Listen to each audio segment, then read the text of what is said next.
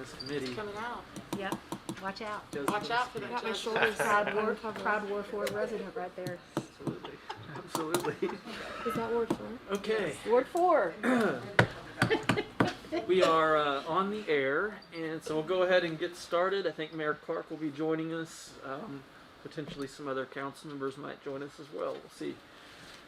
We have a couple items on the agenda for this month.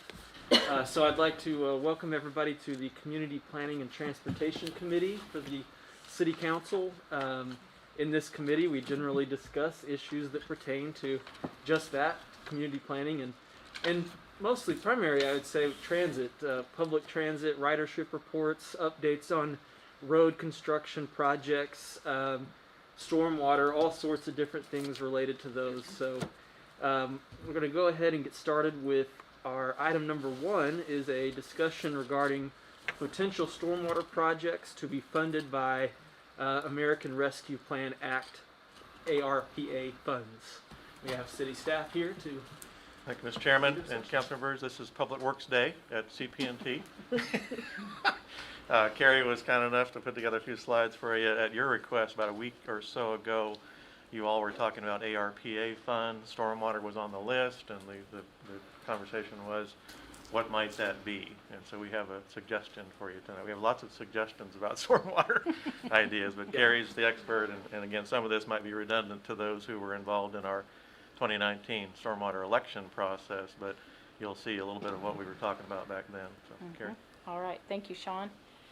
So just to give you a little bit of background on stormwater capital improvement projects, that's what CIP is. Generally, they're improvements to the stormwater conveyance system. They can be infrastructure repairs, like replacing culverts, pipes, or channel liners.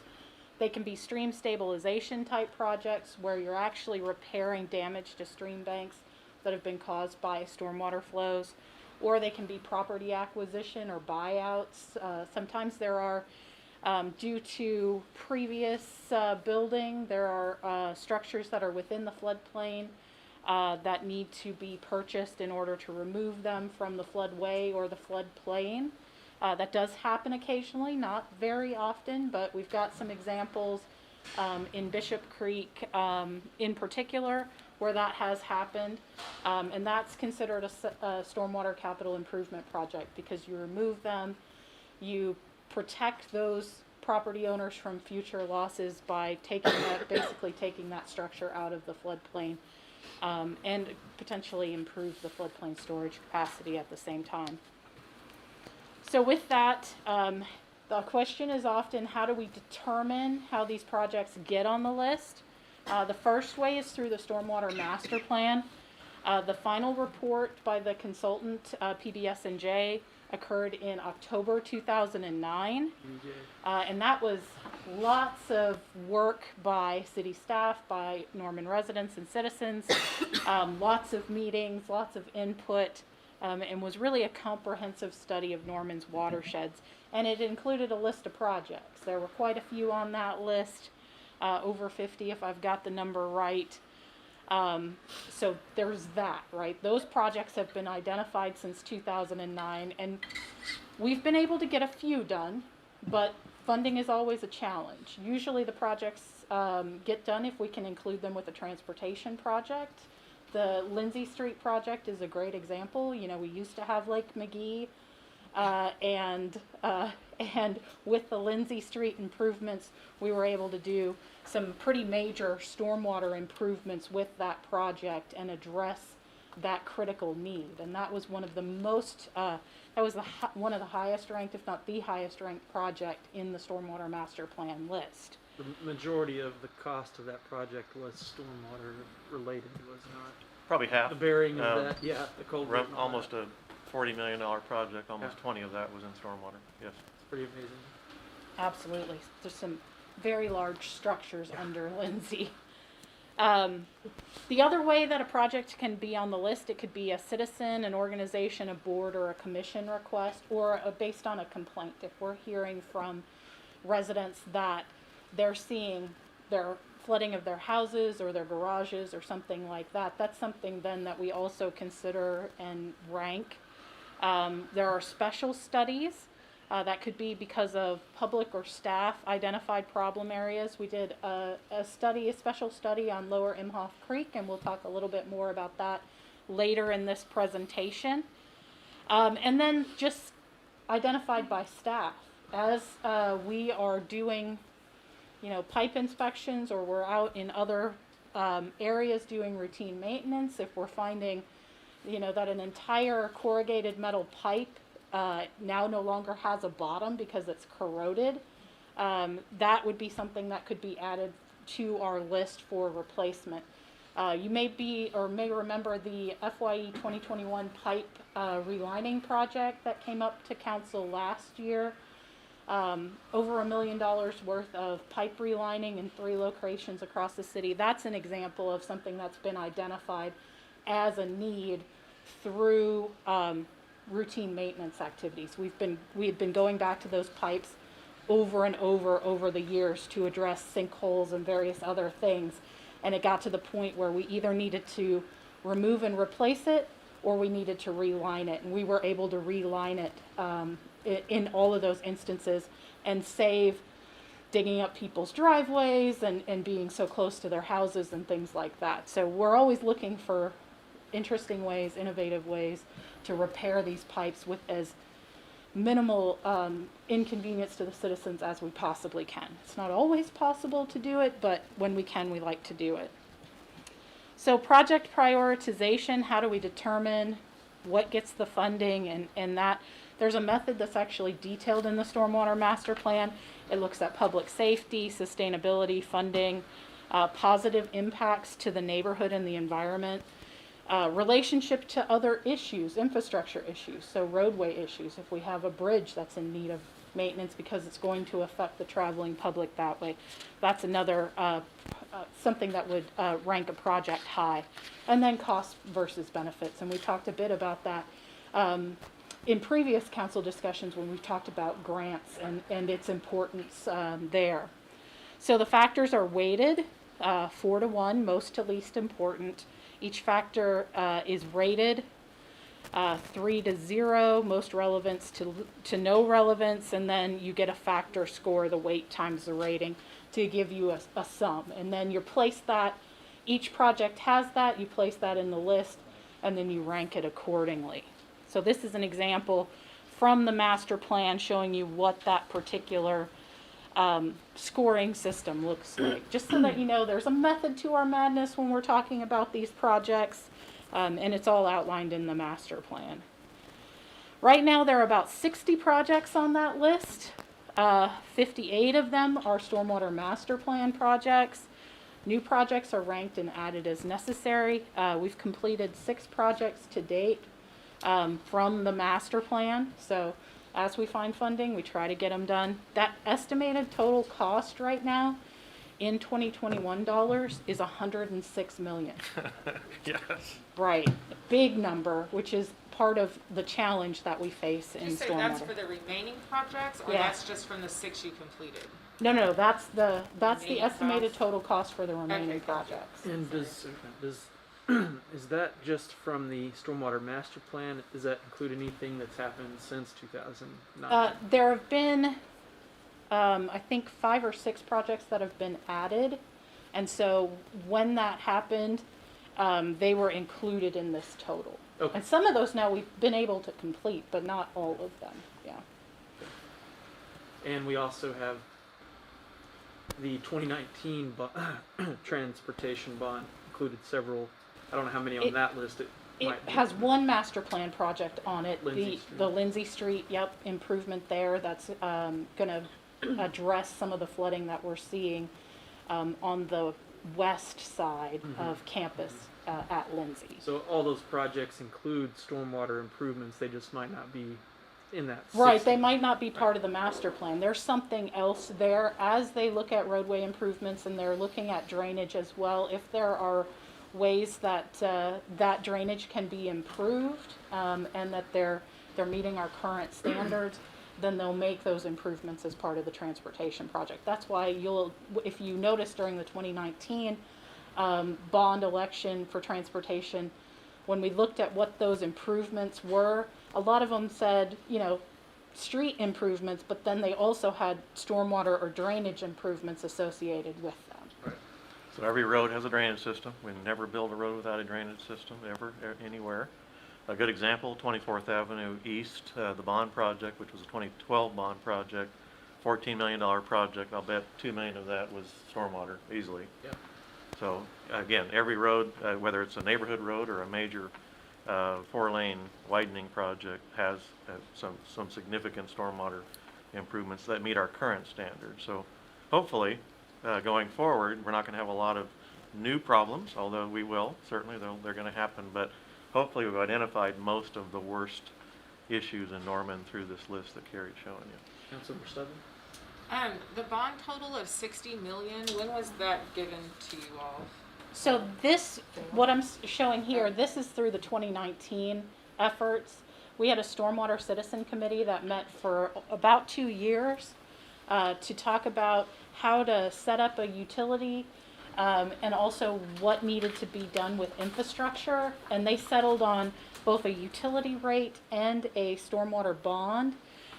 Proposition 2, you'll notice I pulled these right out of the Vision for Norman slides that we used in 2019 as we went around to describe what was going on there. That proposed bond was $60 million.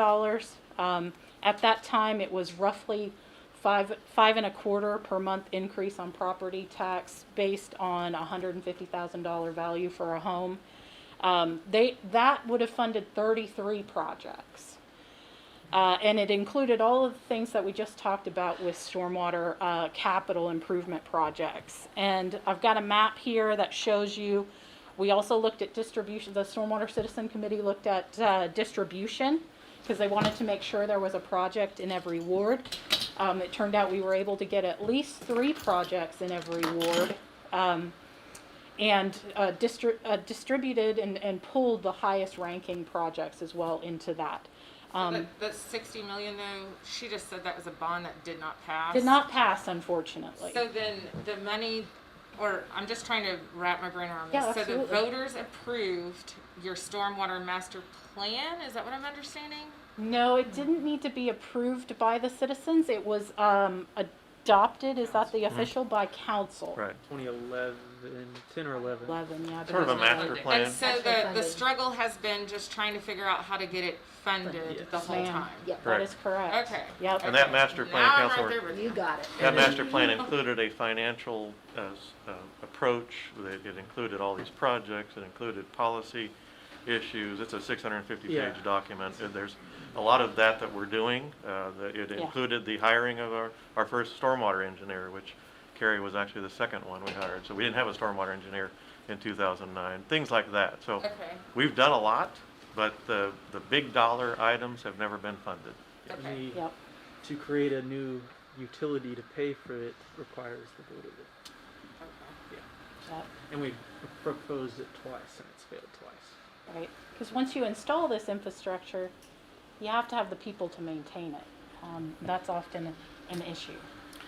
Just want to mention, this is a lot to take in on a map, but if you can zero in on where those dots are, they're along the streams and the major streams and channels. So starting at the west, we're dealing with 10 Mile Flat Creek, Brookhaven, Imhof, Bishop, Little River,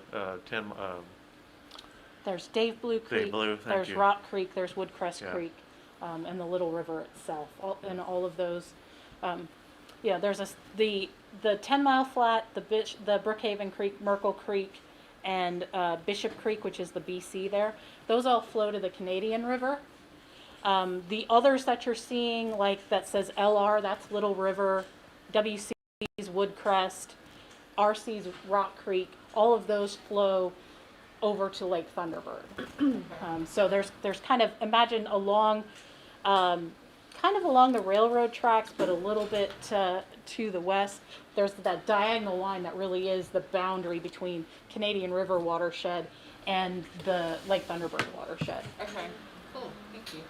Absolutely. So we've had all these projects, and this is what the, when we presented both the map and we presented a list of what those projects were, what their estimated costs were. Now, bear in mind, these are 2019 costs. I have a spreadsheet where we've adjusted over the years, and we kind of projected out for some of these so that, you know, if a project had been approved in 2019, but we weren't going to get to it until like year 5 of the bond, we projected costs out to kind of deal with that. Now, would we have ever predicted COVID and material shortage numbers like we're seeing now? Probably not. But that all went into our consideration for costs of these projects. That's very helpful information to have. You know, I think, in my opinion, folks felt a lot of different ways about the rate, you know, the monthly utility rate. But to me, the bond was extremely common sense, if you will, and it was going to cost this much 2 years ago. All these problems still exist, and they're getting worse, and they're going to cost even more now the next time we ask for money. So we could have paid for it 2 years ago and got less, and now whoever future residents are in Norman in the next few years, or whenever it comes up again, are going to have to pay even more to fix these same number of projects. So that's the cost. You know, so I think that's great information to have. Just see how much it's increased in 2 years. Absolutely. All right, so with that, one of the projects that was included in this bond package, included as a master plan project, is Lower Imhof Creek. This is going to slowly get us back to what we're actually talking about, which is the ARPA funds. Lower Imhof Creek has a watershed priority, so Imhof Creek watershed priority of 2. Overall, it's the 5th highest ranked project. It's one of the highest ranked projects that's left on the list.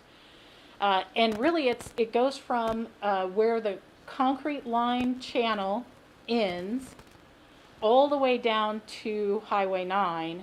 And that overall estimated cost for that entire stretch is $7.5 million.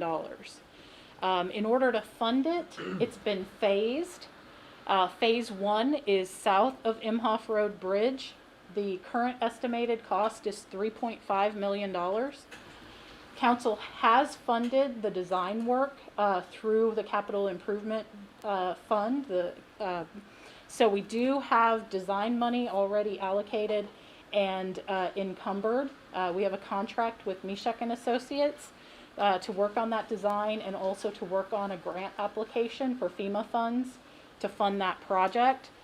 But if we wanted to get it done sooner and not wait for FEMA and not go through some of the hoops that federal dollars require, this is a potential for ARPA funds. It's also the one of the most shovel-ready large projects that we have in stormwater right now.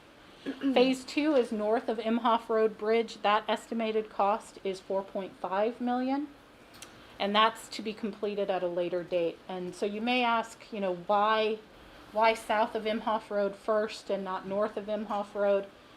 It really has to do with what infrastructure is being placed in jeopardy by the erosion that's occurring on the stream bank, as well as the potential for houses to be affected by that stream bank erosion. The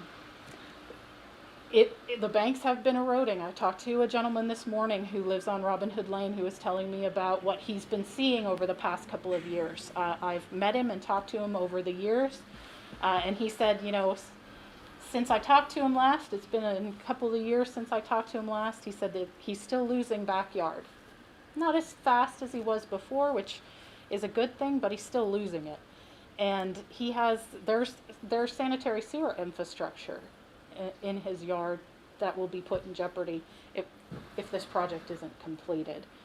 So that's something to think about. What happens if one of those houses was to start falling into the creek? I mean, I know they're a little bit, some of them are pretty close, but I mean, who's responsible? Who gets sued over that? I mean, That's a great question, and probably better for our city attorney, but that's exactly why we want to just address like if it. we don't do anything now or 5 or 10 years from now, and it keeps getting worse as we've seen, and one of these houses does have property damage. Is that an act of God, or is that Yeah. something that we could have done something about? The one thing I would say about this plan that we have, we've identified what it takes to fix it. We've identified that it is a public stormwater infrastructure, that the city should be maintaining. So I think that probably hurts us from a legal standpoint. If something happened, we've identified it, but we haven't done it. Again, I know better than to play attorney here, but Right. we've identified this. This has now been 12 years ago that we published that report, and so we know what to do. We just can't find the money to do it. Thank you. And these are some of the things that happen when you lose stream bank. So this actually was part of the reconnaissance that they did when they did the conceptual study. So 2015, 16, 17 timeframe, your whole trees have fallen into and needed to be removed from the stream because the soil around it had been washed away. So that's definitely a concern, and then that requires our maintenance staff too then to go out and cut up those trees and remove them on a fairly regular basis. And so from the study you can see some of the areas where they've identified significant bank erosion. And with that they proposed a couple of options, and the option that we've selected and are going with in the design work is the black line there that says reverse Gabion.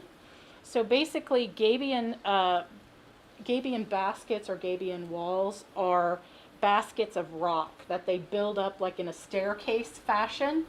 Reverse Gabions mean that facing the stream it's going to be a flat wall, kind of like you see, if I will move to the next slide, kind of like you see right here. And then the stair step is back towards the houses, and then you can backfill that with dirt so that hopefully you can get a little bit of that backyard back for those neighbors, depending on what the design work shows and where that needs to actually be placed. So that's the plan as it stands right now. That's one of the potential projects that could be funded with ARPA funds. So we Yes. talk about low impact development a lot. We're developing our standards. That's a broad term meaning lots of different things, but one of the things it means is to use natural materials in the projects that we do. So you're not seeing a picture of a concrete wall, which you would have seen 30 years ago. That's what we engineers were designed to do 30 years ago, or taught to do 30 years ago, and now we're finding other great materials that we can use. This also is called out in the ARPA bill that cities and other agencies are encouraged to use other methods, techniques, natural materials, low impact development processes to solve problems. That was the charge to our design team on Imhof Creek. Councilor Hall? If we pursued this project as a priority for ARPA funding, would we still have the opportunity to compete for other grant money down the road? Okay. Yeah, absolutely. And I've talked to you about this before, so we think we're in a pretty competitive position for potential funding down the road. So this could be an opportunity to start the project, and we might be able to secure other funding, and then that would put the original ARPA funding right back in that bucket. Or we would need that in addition. Yeah, it depends, because I really think if we can fund this with ARPA funds, then we get phase 1 done, and that gets us that much closer to getting phase 2 done. Okay, gotcha. Because phase 2 right now is several years away, honestly, because we would have to get this one done. We'd have to even see if we can get funding for it through the FEMA grant program. That's never a guarantee. We're doing everything we can to check all the boxes and get as many points as we can on the grant scoring system to score really high. But last year with the BRIC grant, most of the dollars for construction of mitigation projects went to the coasts. And we did not get very many in the middle of the country. And that's a concern for the future for us. Now that may change, but we don't. I would be remiss if I said we're definitely going to get FEMA funds for this. That's never anything that you can really say. And so the better way to think about it is we could go forward with phase 1 with the opportunity to get future funding to apply to phase 2. Is that what I'm hearing you say? Yes, ma'am. Yeah. And then I know there's as we interpret the appropriate use of ARPA funding, now we have an infrastructure bill that we're also trying to figure out. And so generally, do we have any information about how stormwater projects are going to be included or not included in the infrastructure bill? Or do we So- know yet? Yeah, it's still pretty nebulous, I Okay. think, as far as what it is. A lot of what I've heard is that they're going to use existing programs, so we'd still have to compete. Right now, stormwater projects have not competed very well through the current systems. That's what I was gonna clarify. All the Okay. meetings that I've been in, it's not like ARPA where they're like, here's your money and here's how you spend it. It's a lot more competitive. Some goes to the state, so it won't be as accessible as the past. So it'll be using current mechanisms to fund things rather than while allowing us to be a little more creative. I wouldn't say like it may. Some people think ACOG, but I hear definitely not ACOG. So, but the process will be something we're used to, and we obviously have plenty of shovel ready, like ready design. Let's go do things. So Okay, hopefully, that's helpful. Thank you. That's what we're hearing too, that, and ARPA did call out water resources. So that's why I think it's on your list, first And of we all. know we're on really solid But ground yeah. for stormwater for ARPA. Yeah. And the other bills did not, so. Okay, thank you. Okay. All right, so that's that project. Another potential that we talked about at the study session is what we're tentatively calling Norman Nature Park. Now this has to go through, it's going to be a park, so it would have to go through the Parks Board and their naming process, but in order to give it its own identifier, instead of calling it South Carter and Alameda or however else we would want to refer to it, that's how we're referring to it internally.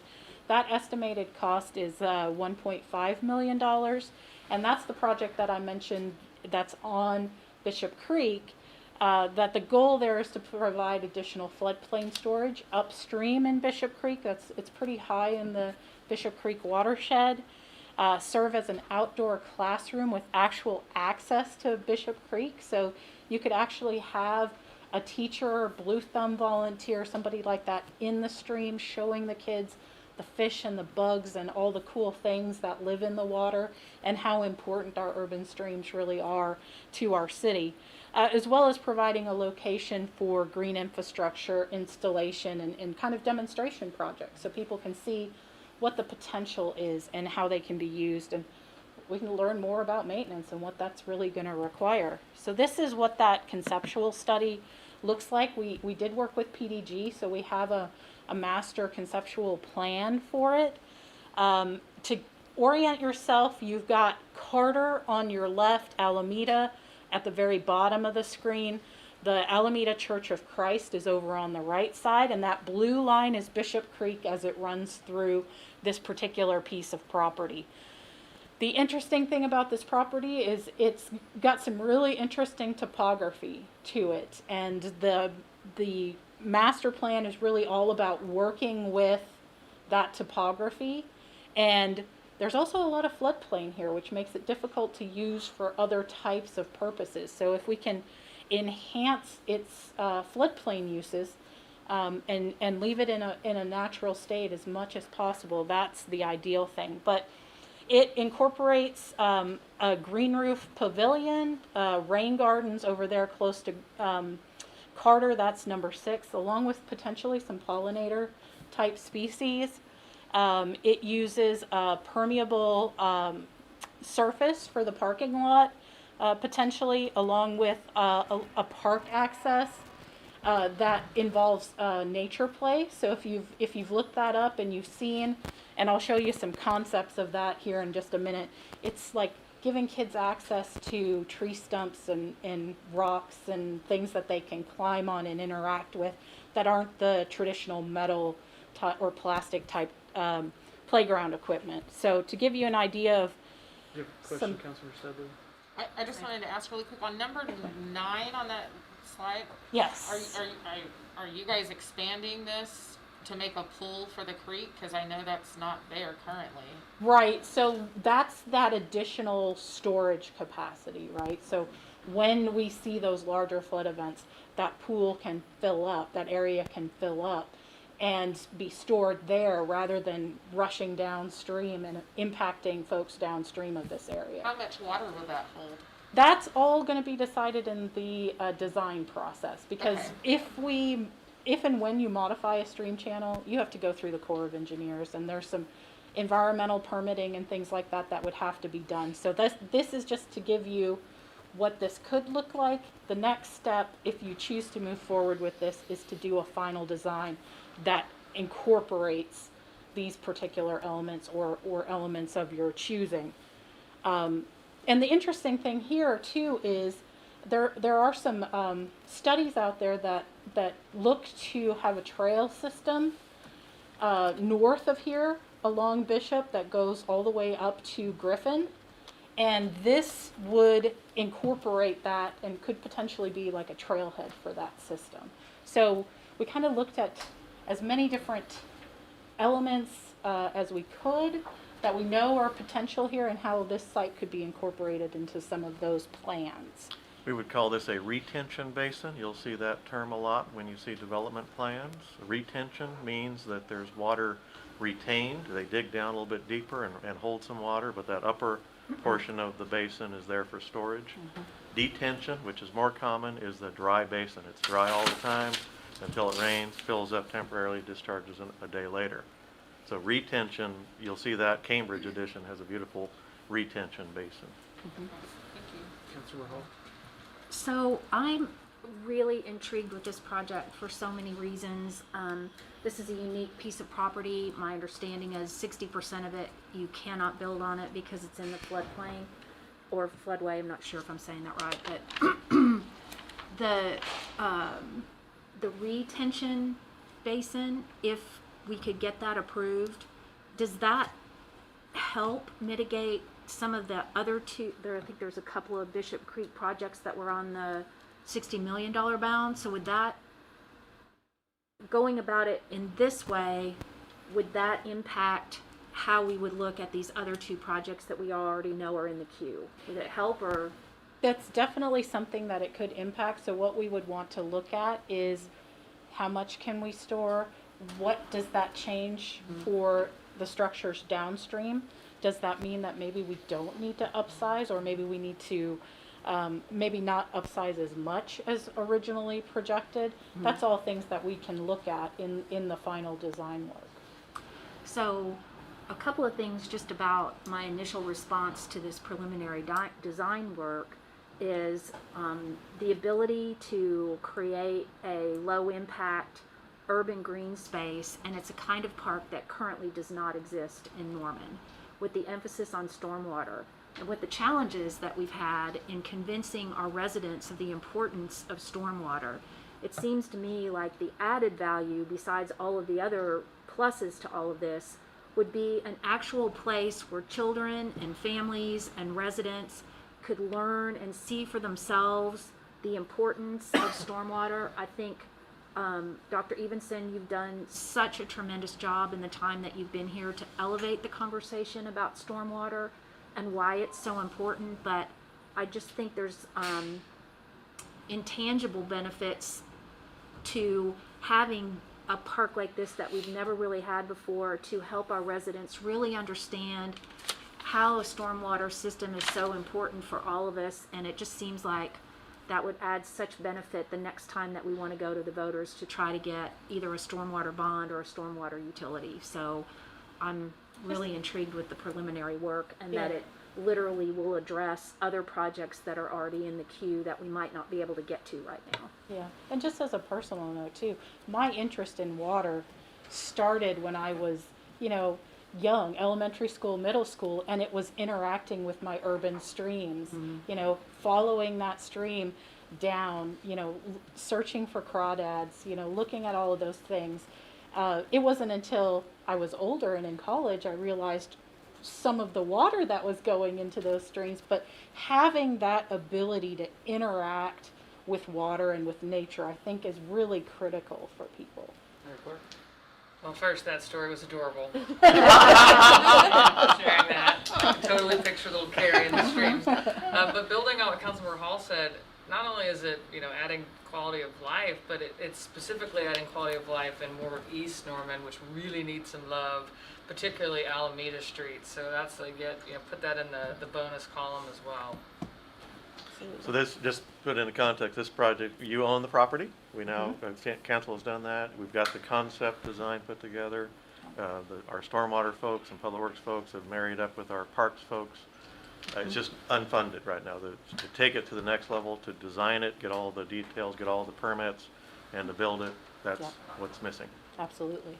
And I'll show a few of the concepts here just to let you guys look at some of these. I think PDG did a great job in picking things that are in other parts of the country that involve nature play and stormwater parks and things like that. You just imagine kids crawling on stumps and interacting with trees and things like that, and then having, that trail system to, walk your dog, take your kids, and enjoy the day out in an urban oasis, basically. Okay. So that's another potential project for ARPA funds. Another one is the Imhof Road Bridge repairs. So I imagine some folks in this room have probably had some difficulties getting around lately with the Imhof Road Bridge closure. It was given highest priority for maintenance in the FYE 2022 bridge maintenance program. In fact, they were out there getting ready to start some of the maintenance work. And on July 29th, we were notified of failure of the southeast wing wall. And that damage was significant enough to require closure of that road because we needed to make sure that the traveling public was safe. Yes, Mayor. So I definitely want to hear more about this one, but how many other bridges do we have that are in condition that we need to be aware of? And Great question, Mayor. We have 75 bridges. There's a definition for bridges. We have probably 300 culvert crossings, but 75 larger structures that we inspect every 2 years. Of those 75, 15 really are in the structurally obsolete, functionally obsolete categories. There's lots of definitions for what those mean. That doesn't mean they're unsafe. It means they really need to be upgraded or widened or replaced. And frankly, bridge maintenance and bridge replacement is one of our biggest challenges. It was really embedded in that stormwater master plan. We've known about this issue for a long time, but we've never been able to fund those. And in fact, this bridge and this channel was identified as something we better watch for. And sure enough, the worst thing happened a month ago. Councilor Studley? Forgive my greenness with this, but are bridges part of the stormwater master plan? They were certainly part of it. Bridges were sort of taken out as a separate thing. And again, some bridges are spanning channels, some bridges are spanning other roads. There's lots of different reasons for those 75 bridges, but the ones that are over channels were certainly in the category of stormwater. We need to address that and maintain that. Yeah. Pretending this money doesn't exist, how would you fund repair costs for bridges? Well, thankfully, council has helped us create a bridge maintenance program in the last probably 3 years. You start out with about 100,000, I think maybe 300,000 this year. Scott, was it 300? I believe so, yeah. Somewhere in that range. So you're allocating about 300,000 a year for us to go in and work on those bridges. Like Carrie said, you approved a contract back in July, I think, for 3 or 4 of these. And this is going in and doing basic maintenance, preventive maintenance, trying to keep this from happening, basically.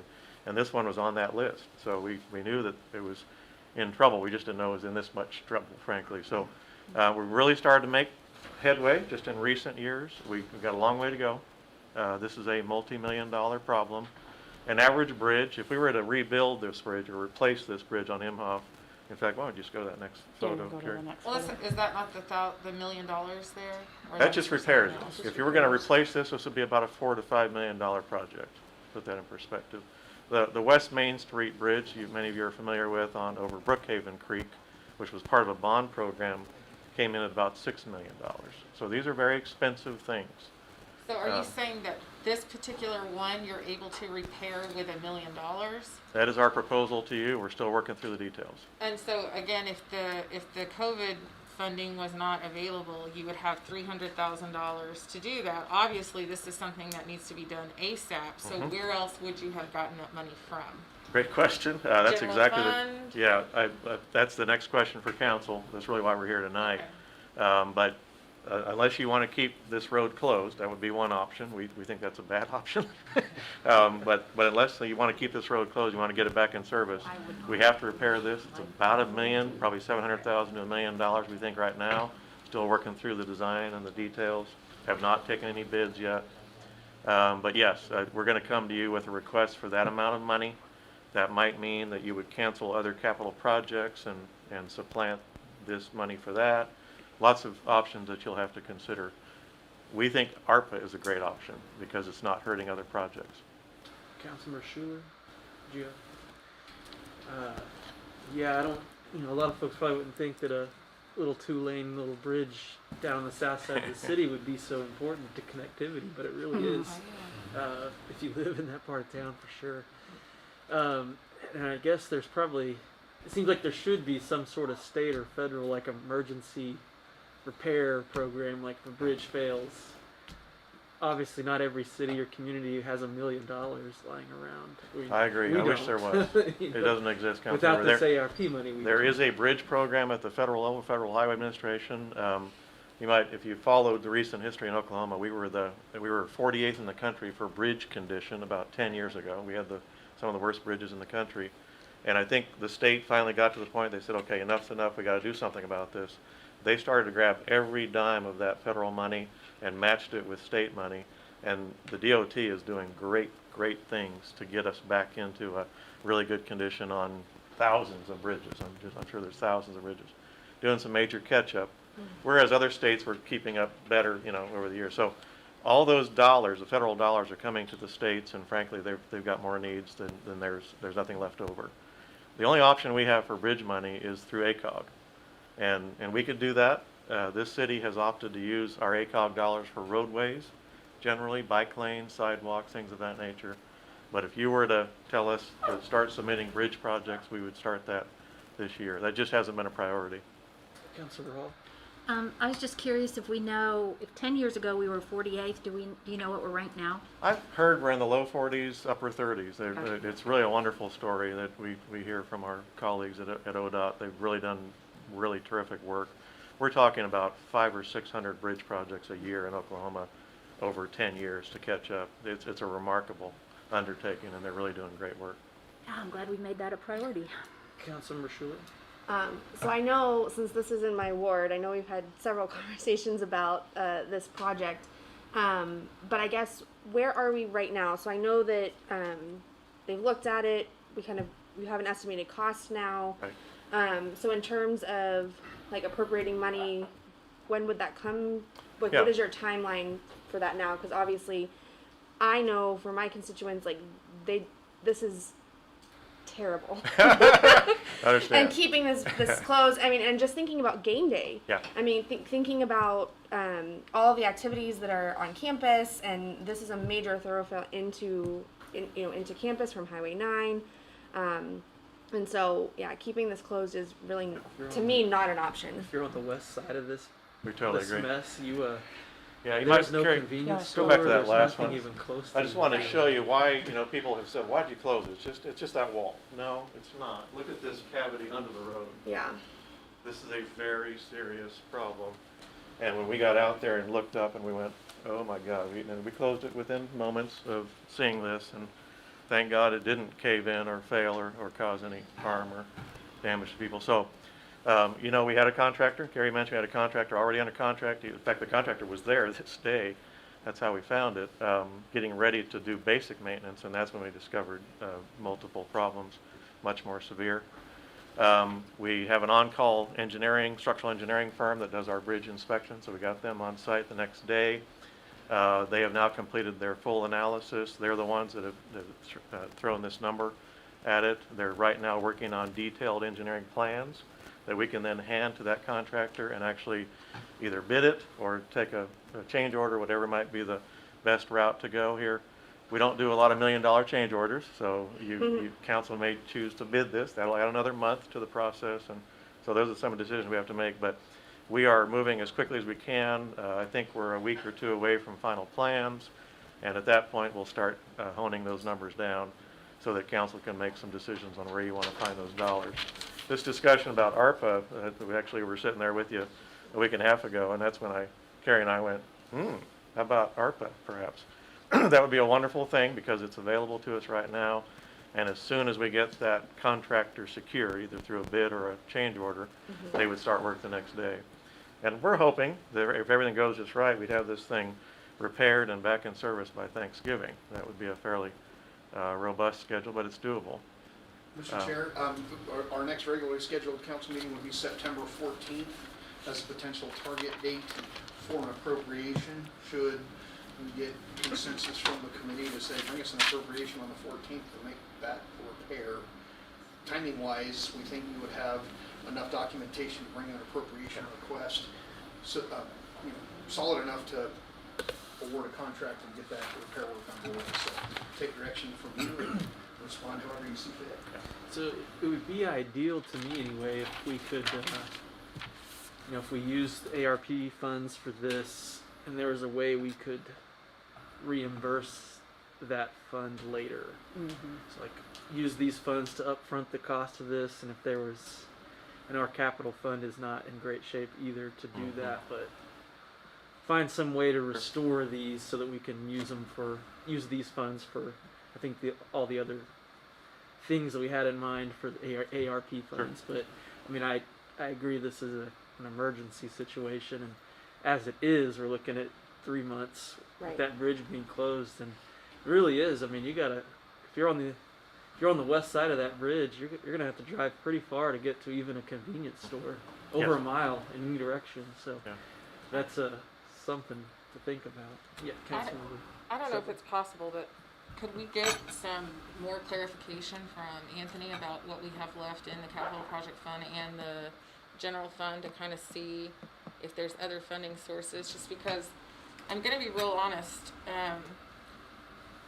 this money is for COVID relief for our community, and we just keep chiseling away at it with projects that are not COVID related, and it's frustrating the hell out of me, just being completely honest about it. We spent almost half the money on EOC, and now we're looking at spending the remaining on stormwater. So where are we helping the citizens out when it comes to COVID relief? And that's my frustration with it. So I feel like this being an emergency situation, we have monies for these things that we left in the general fund and other funds that maybe we don't want to touch, but it's there. And so why not spend that? And that's just my thought on it. So Councilmember Schuler's hand up first, I think. If you want to, Just to respond to that, if it was just for COVID relief, these categories wouldn't exist. So just keep that in mind. I mean, I think there was a bigger plan for what the full recovery from COVID-19 looked like, and it involved a better nation in a variety of areas, not just the people piece, but the infrastructure piece. So, right, and I understand. But you're saying that it's only for COVID, and if it was, these options wouldn't exist. So No. I just want you to be clear on that it is for other things. I do understand that, Mayor, but last year, whenever you guys got the first round of COVID money, again, it went to a lot of other projects. And so for my constituents and other people in our community, this is the look. So we've got to figure out, where do we look at people versus projects, and how do we split that evenly to help everyone? And if that's not what we're doing, then we just need to have a conversation with the public and be honest about what we're doing. We still have so many funds available, as we've gotten in our emails, to help with a variety of other areas. So I don't see the issue with trying to address as much as we possibly can. What do you mean we still have other funds available? In terms of the CDBG funds for rent assistance and a wide variety of things. I don't know how we communicate that. We're not the only city that's got this money and no one's taken it. So that I think we can approach. But that's all I would point out is it's bigger than that. Councilmember You were Schuler. next. I'm going to pivot slightly just because we're talking about this project. I know that some of the people that live in that area and travel this road have been concerned about the signage. As you kind of come over the hill there, and not kind of understanding, and there was some other construction that was happening in the area. Have we fixed that and added some more signage and kind of better so. ideas for detouring around I this? think so, Councilor. But that was, again, typically when you do something like this, closing it immediately without notice, you get some of that reaction. So each day we've improved that signage and other mechanisms. We're getting much fewer calls now. So if there's anything else you're seeing, let us know. Perfect. Thank But you. it seems to be going better.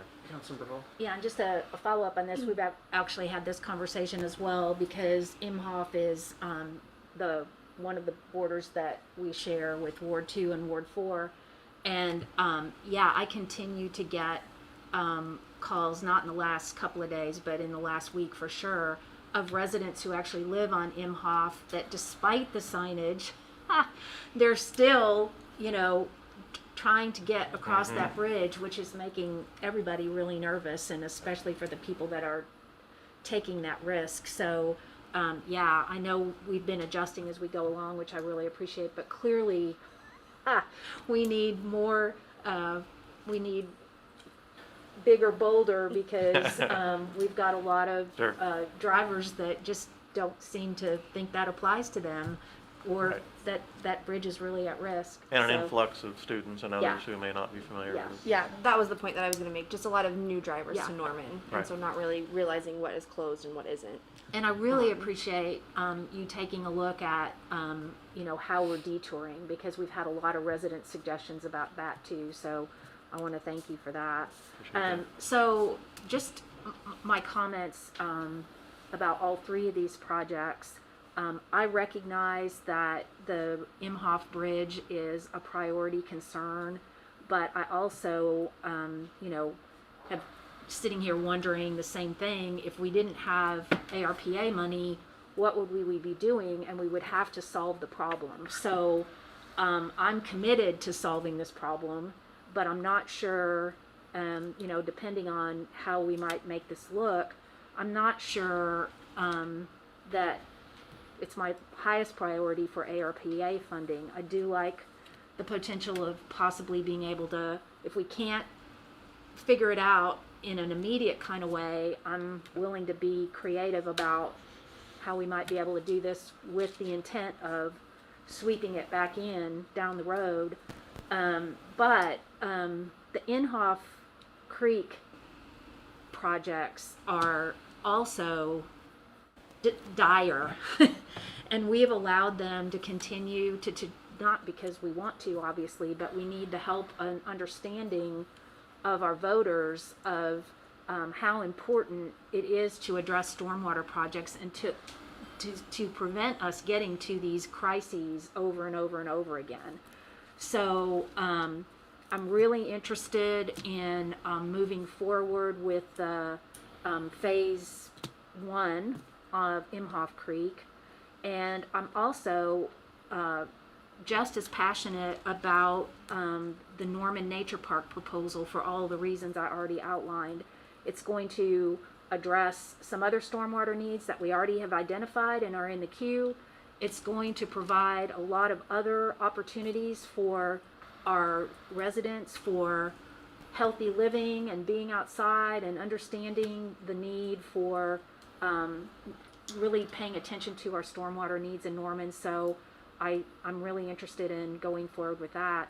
And to your point, Councilmember Studley, I totally agree. That's what I think we're trying to do here, is find some balance with all of these funds.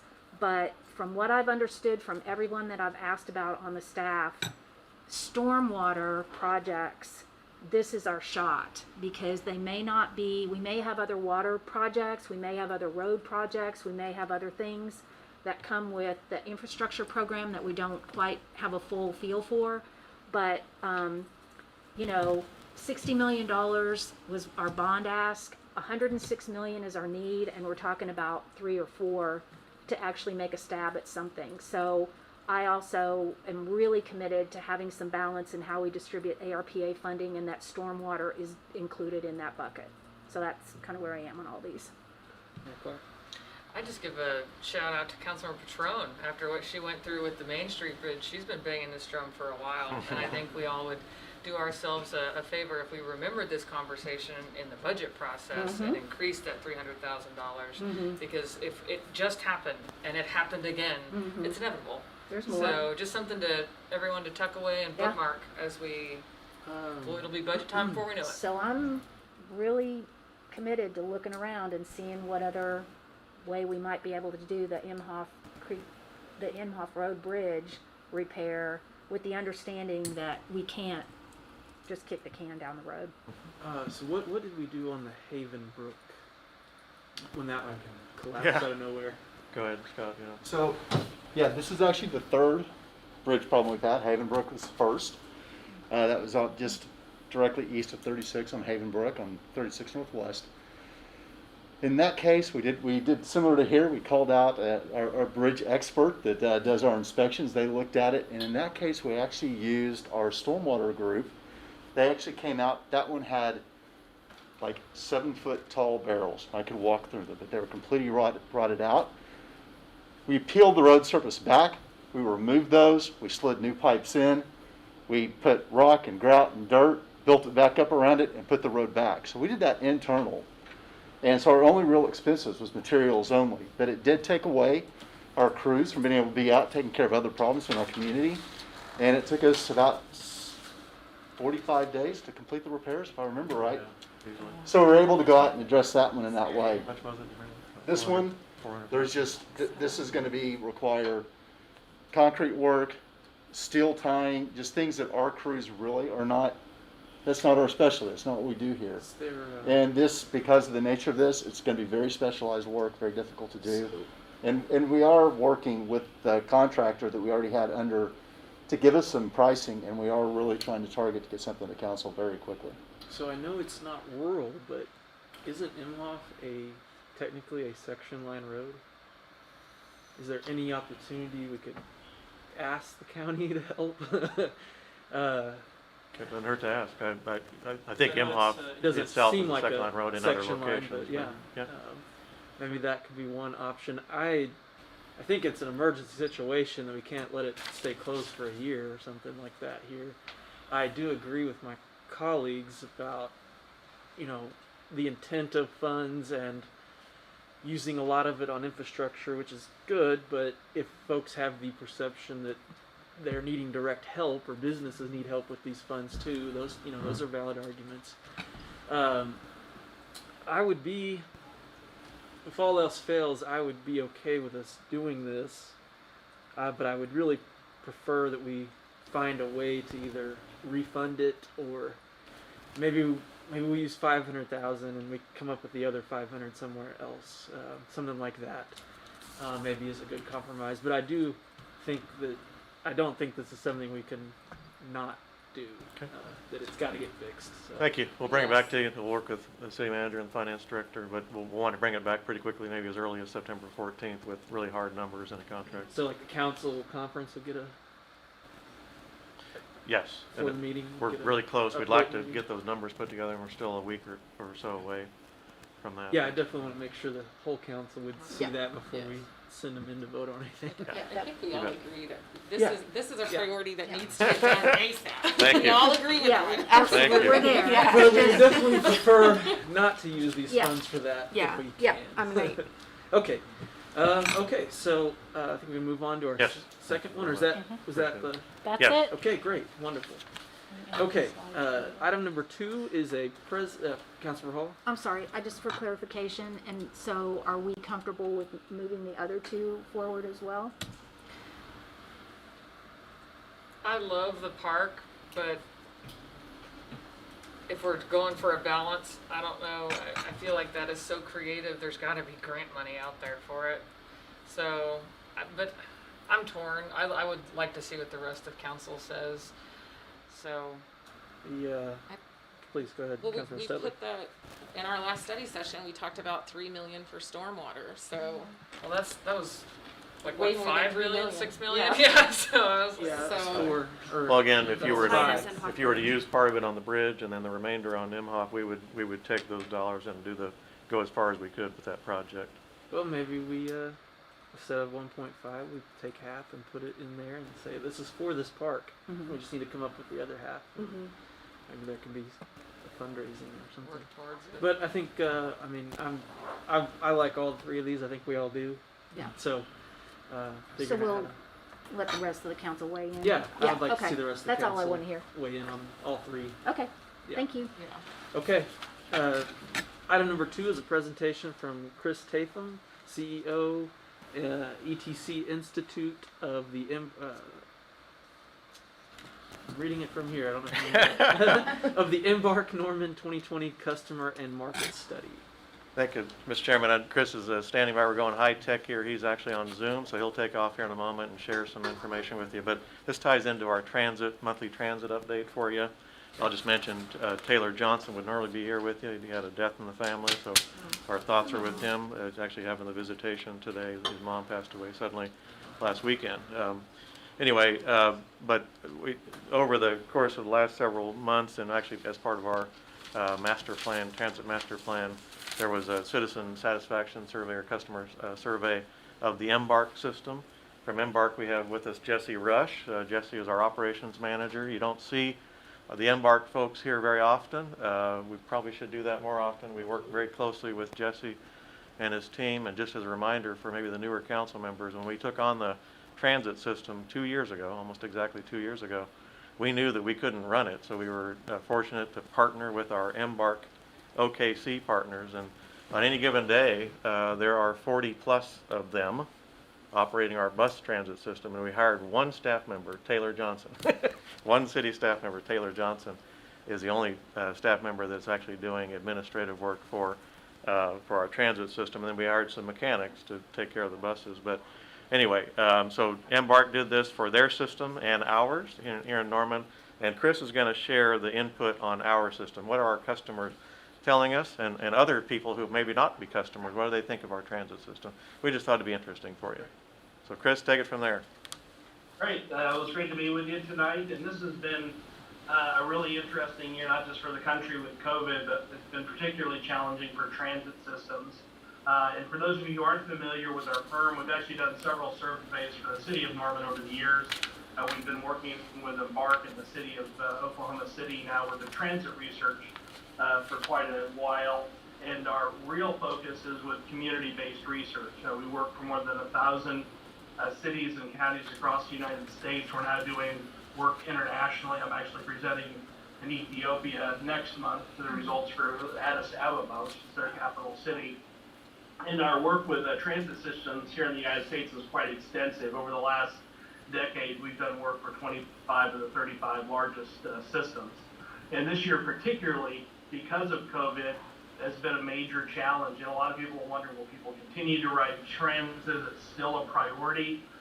And one of the reasons for doing this kind of research during these times is to really figure that out. So I'm going to share with you tonight what we found from the community, which was a non-rider survey that we administered to a random sample of residents in Norman. And then I'm going to share with you some of the things that the riders who are actually using the service thought. And then I'll wrap up and summarize things. And certainly, if you have any questions, I'll take those at the end. As far as the non-rider survey is concerned, the key things that we are looking at for there is the overall importance that the community places on transit, particularly among people who don't use transit, their awareness of services, and what would perhaps get people who aren't using the service now to use it, and what are those characteristics of services that are most important. Some of the things that we found as far as the May it was administered is we selected over 1,200 people in Embark service region altogether. Of those, a little over 300 were in Norman.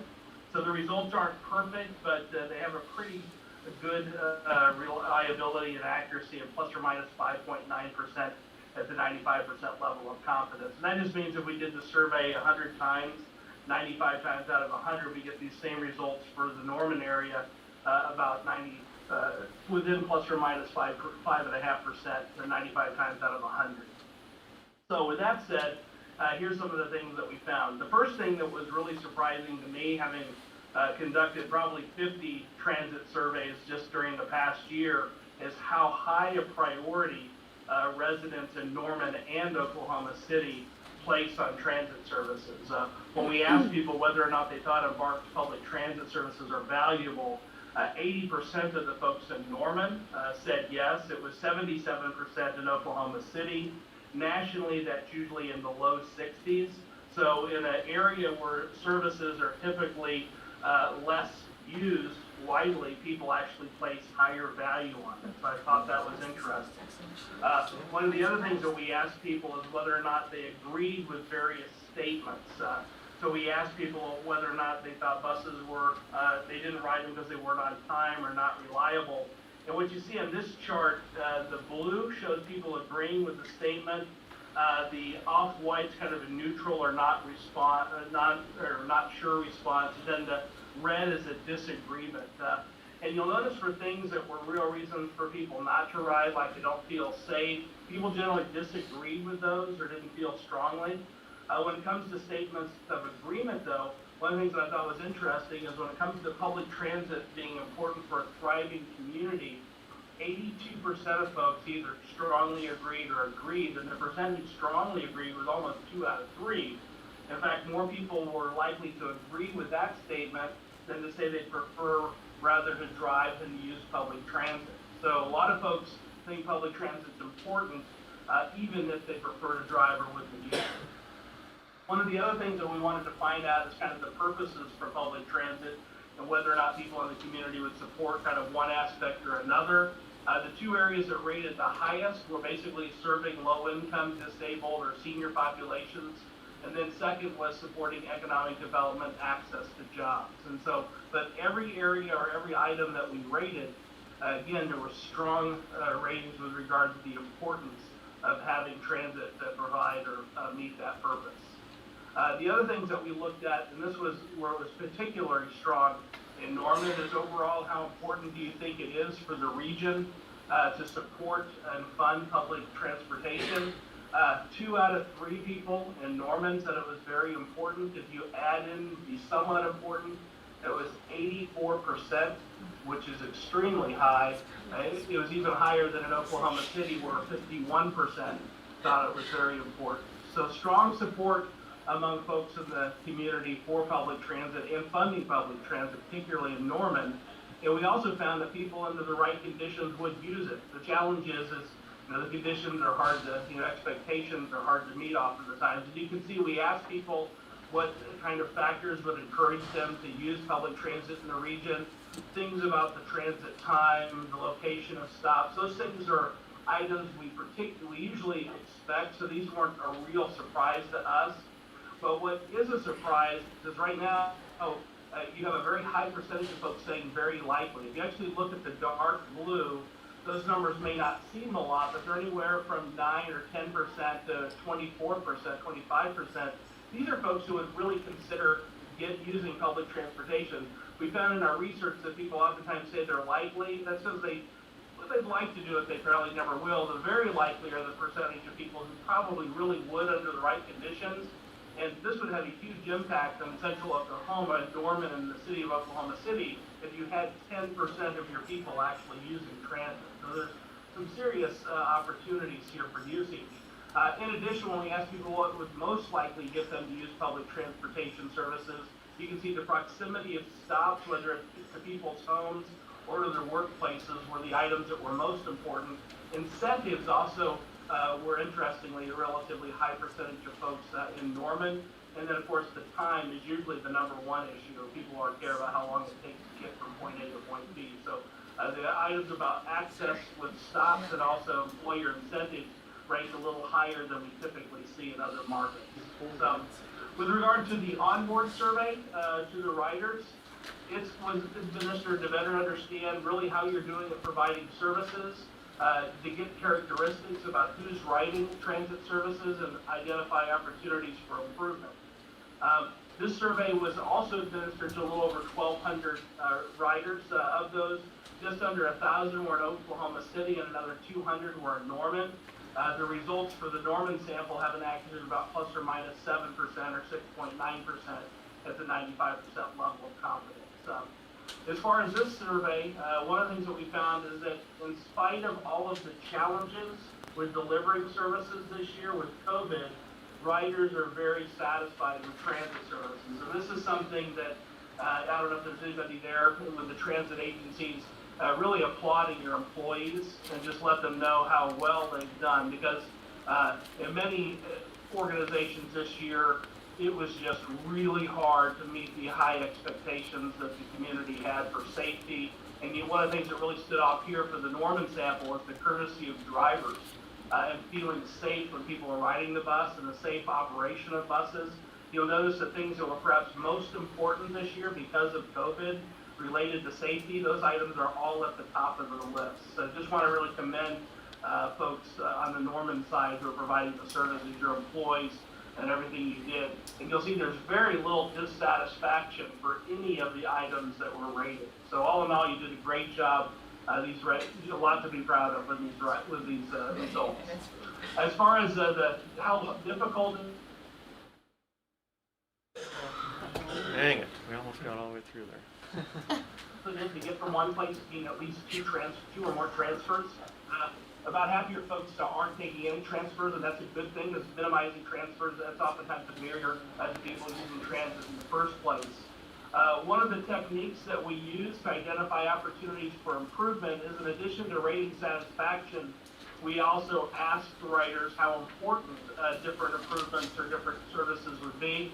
And when we did this analysis, the things that rose to the top of the analysis of being most important moving forward to your current customers are making sure buses continue to arrive on time. That was the most important item. Giving availability of accessible bus stops and the overall frequency of service. Those three items are things that you should continue to emphasize moving forward if you want to sustain high levels of customer satisfaction among your riders. The items that were most important in Norman were similar to what we saw in Oklahoma City, but there were some slight differences. This next chart shows the top three items for Oklahoma City. You can see buses arriving at time.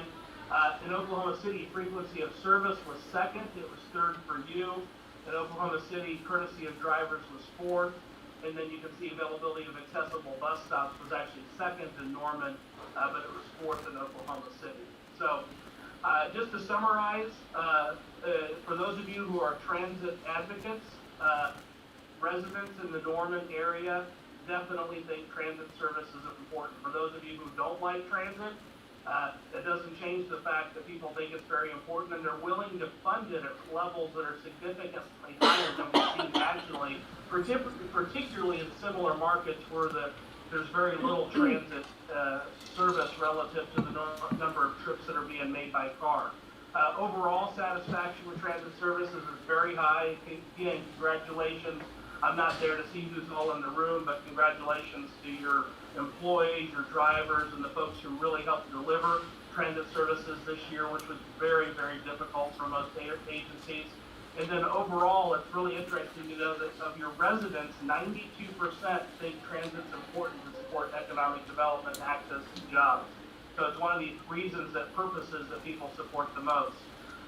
And the other thing is you have a significant number of folks who would be willing to use transit under the right conditions. I know that takes resources and it's difficult to develop in low density areas, but those are one of the challenges that you'll have moving forward that I certainly can't answer today with the survey. But all in all, as you make service improvements, expectations continue to rise. And one of the good things that Embark's been doing these surveys now regularly has been able to track how things have changed over time and respond to those higher expectations. So I know I've just hit the high levels of some of the survey findings, but with that I may stop and answer questions if there are any.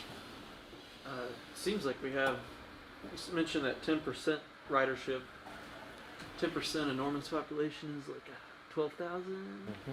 We have more, I don't know if we have more individual riders, we have way more trips than that, a couple 100,000 trips. Yeah, Chris, did you hear that question? It's a question about the percentage Yeah. of riders. No, I wasn't saying that's how many people are going to use it now. That's really your market potential. So most systems probably have about 1% ridership. The reality is your service isn't where it needs to be to attract people to ride it. And one of the things I usually ask people is if you've ever been to Disney World, you'll know that public transportation works. It just has to be provided at the right level. And unfortunately, too many communities don't invest in transit at levels that are high enough to get people who are choice riders to use it. So I live here in the city of Olathe, for example, and the city council invested in a route that basically went around the city and stopped at places once every hour. Well, you could probably walk from one side of the city to the other in an hour.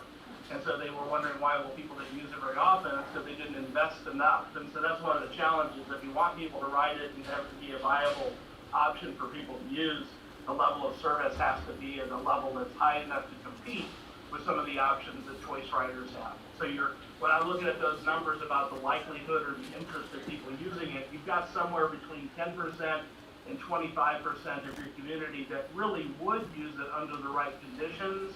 But right now, the conditions aren't at that level. So, and obviously you're not going to necessarily be able to afford what level that would need, because you're certainly going to have people continuing to use cars. And so, we do a lot of transportation research that's just not transit related. It's also about tolls and how people drive from one point to another. So I try to balance the findings against the other options that we assess when doing surveys. But there's certainly more opportunities than normally you're achieving now. Councilor Studley? Just so for clarification, it looked like Norman's top three was that they want them to be on time.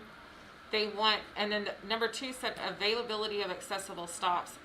My first thing whenever I saw accessibility, because I'm a proponent for handicap accessible things, is what that means. But I don't think that that's what that means. That has to do with people just want more stops around town that are easily accessible to them from their homes. Is that right?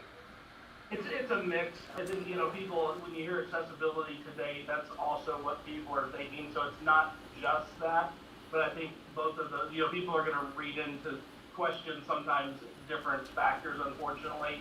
So certainly the accessibility to people with disabilities is important, but some people may be expressing an answer just based on wanting to have access to it. So they're different questions.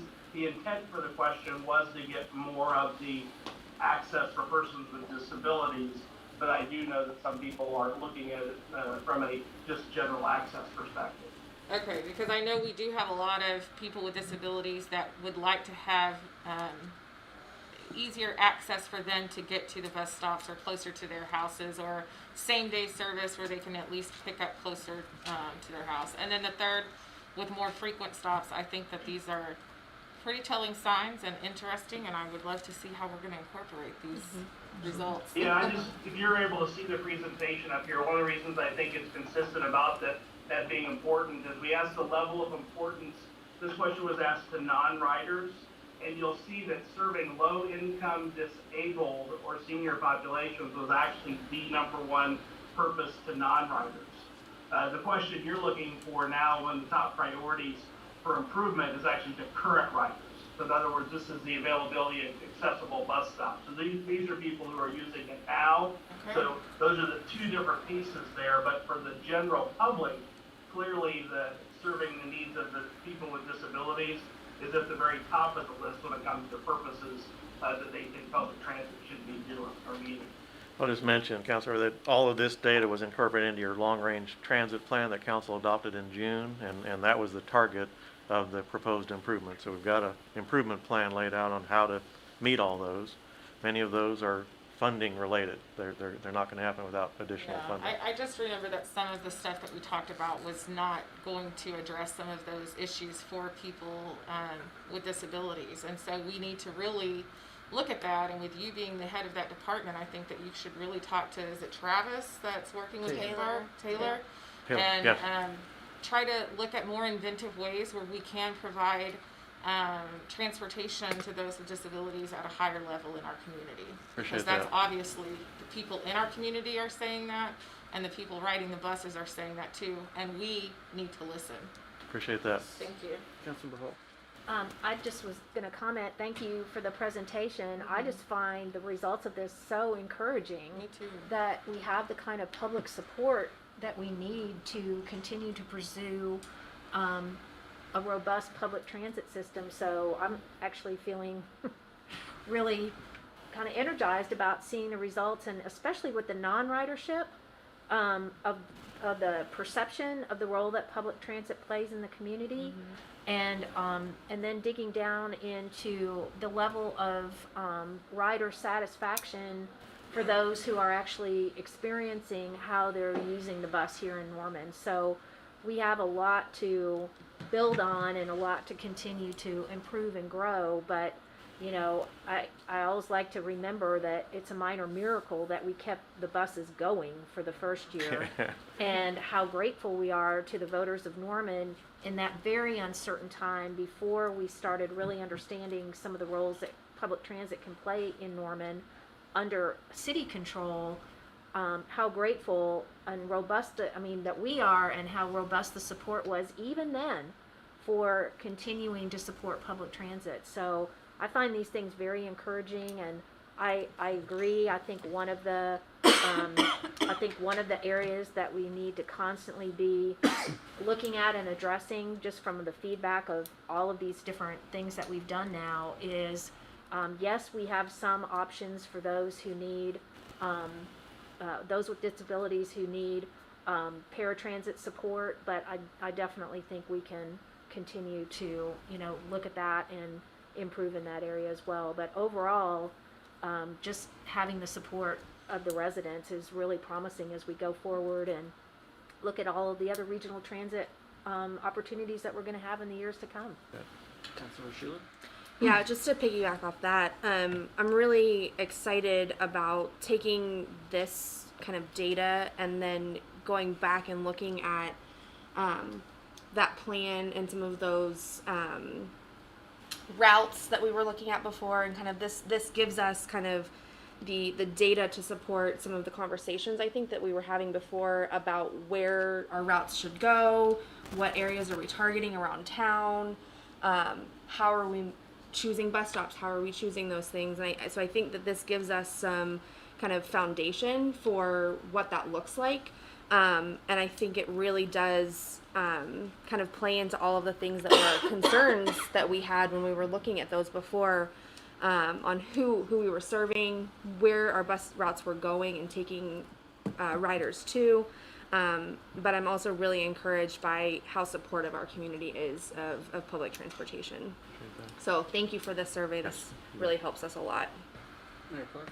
And this may have been mentioned earlier because I arrived late, my apologies, but we can ride along with Taylor and the staff at 10 a.m. on Fridays. I encourage you all to do it. I will be joining not tomorrow, but the following Friday. So if you're curious about this amazing system with glowing feedback, here's your opportunity. And it is still free, by the way. Thank you, Mary. Yes, and I'll be on the bus tomorrow, sitting in for Taylor. It's amazing to me when I'm out in the community how many people have never been on a bus in Norman, and they've always got opinions about it. I was going, why don't you ride a bus with me? I think you might see it differently if you actually experience it. And so that's why we're doing it. We hope you'll join us. Anyone can join us, and take about an hour to go around the Main Street route, but you'll see a lot of the things that Chris is talking about. We have a lot to be proud of here. Yeah, I agree. If you don't think anybody rides the bus, then would ask you to get on the East Lindsay route anytime during the weekday, or the Main Street route anytime during the weekday in the afternoon. You'd probably be standing up the whole time. So, thank you, Chris. Thanks so much. Yeah, thank Appreciate you. you. If you need anything, let me know. Thank you. All right, Okay. take care. See you now.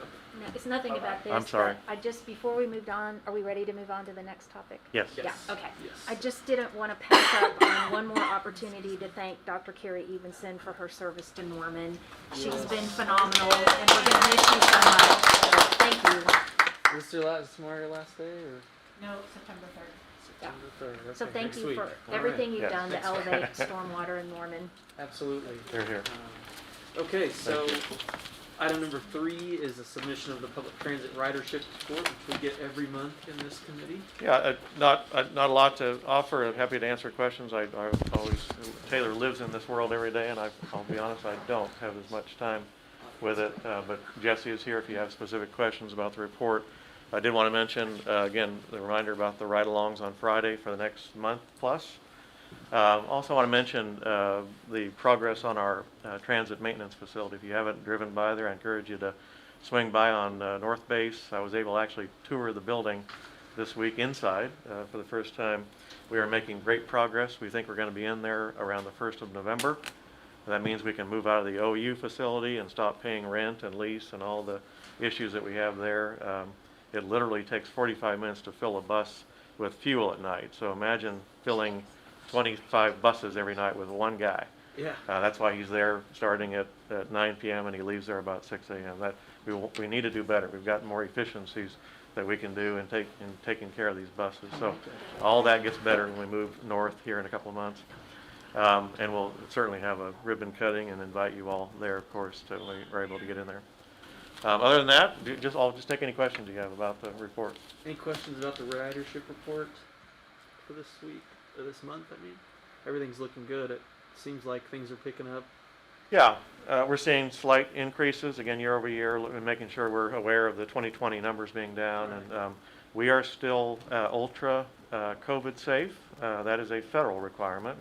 I think the transit systems in this country are probably they were the biggest worry as we headed into COVID. I remember all the dire predictions, and in fact, transit systems in the U.S. have been some of the safest public transportation systems in the country and in the world because of these ultra safe conditions. We are sanitizing every bus every night. We've got screens up for the drivers. I think we had our first driver positive case this week in a year and a half.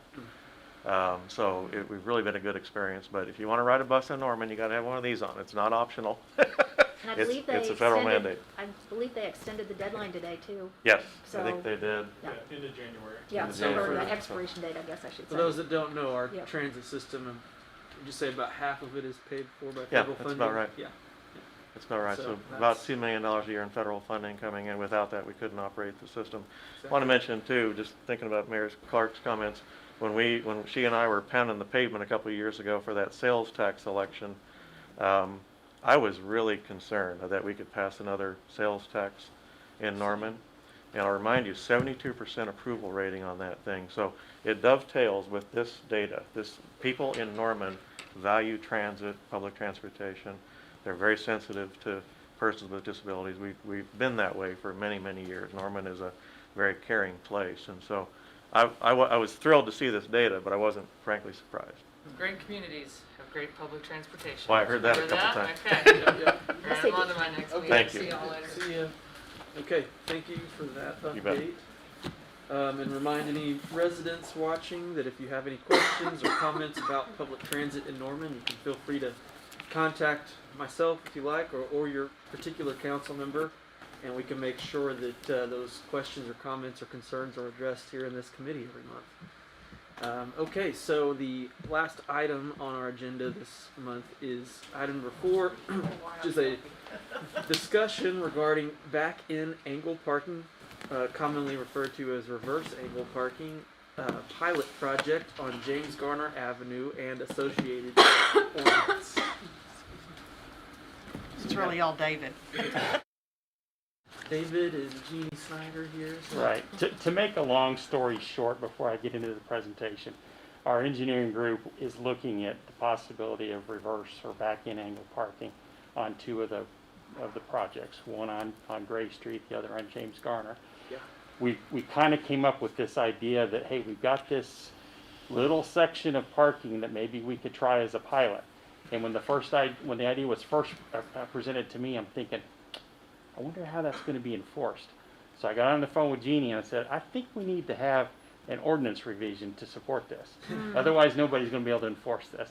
Well, actually, I don't think I can back in, but other than that, Well, she Yes, you can. did Yes, tell you me can. that. I was like, well, I don't know. You can do it, Jeannie. There's a lot of people, I just Googled it that day and found all kinds of Right. information. There is a lot available on the internet. So why do we want to introduce the pilot project? We don't have any back-in angle parking right now.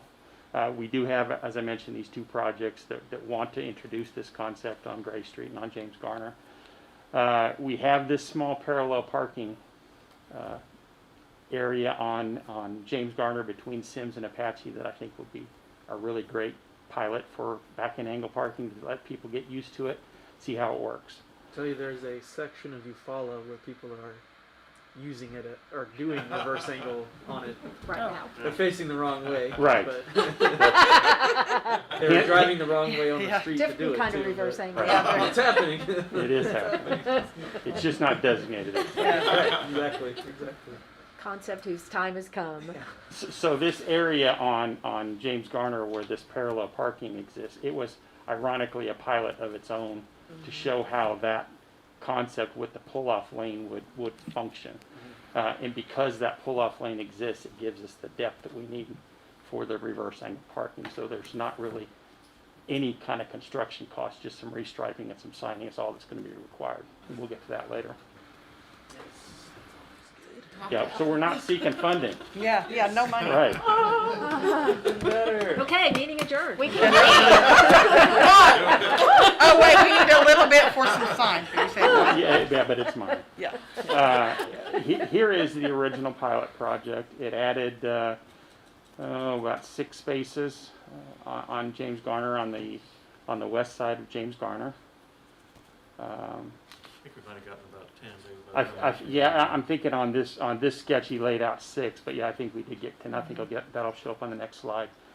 But again, it was to show how that concept would work, and it was a good concept in theory because it gets the backing maneuver out of the through lane. It allows that pull off area so they can pull over, do their backing out of traffic, and really not impact traffic. Mm-hmm. I think you can see in this picture though. This is the existing 10 spaces. I just happened to get a Google image, and I really wasn't expecting to see this in the Google image, but if you notice, Yeah. what are they doing in that pull-off area? double parking. Double parking. So we found the fatal flaw with that particular Yep. idea.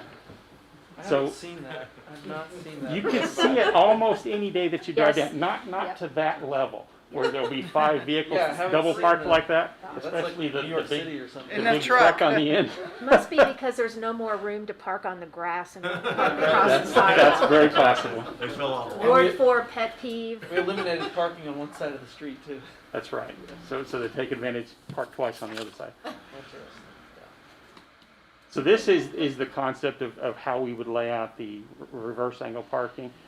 We would essentially go from 10 to 13 spaces, and most importantly, gets rid of that double parking availability. I'll just use that So word. the accessible space stays parallel? Is that what I see there? Yes. Okay. So you could have some double parking there, I guess. We increase the fine for Yeah, that, right? yeah, Yes, big that's right. fine for that. Parking in front of. That's right. Yeah. Okay. So I when this concept first came to me, I did what anybody else does when they want to learn something. They get on the internet and you Google reverse angle parking, and Burlington, Vermont has this wonderful brochure that they created about all the advantages and disadvantages of reverse angle parking, and I used that to create Norman's informational brochure. So a lot of the slides from here on out kind of talk about from the different areas of our brochure. So what is back-end angle parking? It's a safer type of angle parking than the city is currently investigating. If you've tried to get out of the spaces on Main Street, for example, Can't see anything. especially if you're in a little car and there's big trucks beside you, you can't see anything. You're at the mercy of who's in that inside lane. Are they going to let you in? Are they going to hit you? Or are they going to honk at you? Whatever it may be. But it can be difficult. It's guaranteed that if you park down there in a small car, there will be a truck or a I was van. gonna say, And the best, this is when you the get only back. place in Norman that every single parking place is taken up by some kind of giant pickup truck. that's right. Yeah. And the best you could do is hope to use the If the- you're lucky, the you glass. can see the reflection. Yeah. in glass, yeah. That's your backup camera if you're not fortunate enough to have a backup camera. Even if you have a backup camera, it's kind of hard to. It doesn't go around the No. corner of that vehicle Yeah, beside no, you. Mine even beeps at me, but it beeps at all of the traffic that's Yeah. coming Right. behind, so I don't know what Yeah, to do. it's a huge issue. So with reverse angle parking, that exiting maneuver is so much easier because you're pulling out instead of backing out. You can see because it's just looking right over here. It's not looking back over your shoulder at something that may be there or may not be there. So how does it work? It's not really any different than parallel parking. I know that doesn't help Jeannie because she doesn't. Because I can't she do doesn't that like either, to so. But You it's, just have to take the bus. I'm, Just- that is, I would say parallel is a lot harder. oh, okay, I'm I would encouraged. think so too. Yeah. You're, It's just an you're easy just back easing in there. That's encouraging. Spaces are a little bit wider than a typical parking space, so it gives you a little Oh, bit they more. are? Oh, little okay. bit, Didn't know that. a little bit, not Okay. not a lot. I'm telling you, the first time you get to pull out of Main Street, if we ever do on Main Street, the first time you get to pull out of one of these, you will be convinced. Oh, absolutely. First time I did it was in downtown Tulsa, and Right. I'd known about it for years, but I saw an opportunity to take advantage of it when I was there one day, so I parked, and when I left, it was just so nice to just pull out. So not to read everything that's on the screen, but I mean, it's just like parallel parking. You signal your turn, you pull past the space, you back in, and you're there. There are a lot of benefits to this that maybe people don't think about. Obviously, the exiting maneuver is a whole lot easier because you can see better. There's decreased collisions because you're not backing out blind, but there's a lot of safety, inherent safety things that people probably don't think about. When you're pulling into an angled parking space and your kids are in the back seat, because when people call me, there's always a baby in the back seat. Those kids are, the way the door opens, they're forced to the street. When you back in and the doors open up, they're forced to the curb. Much safer situation for the kids. If you're loading packages, you're loading them from the sidewalk, not from the street. So a lot safer for people like that. They're safer for bicyclists because you can see the bicyclist a lot better pulling out, head out, than backing out. That's some of the things I talked about. Improved loading and unloading. Accessible parking spaces can be placed adjacent to curb ramps in this scenario. You have increased space because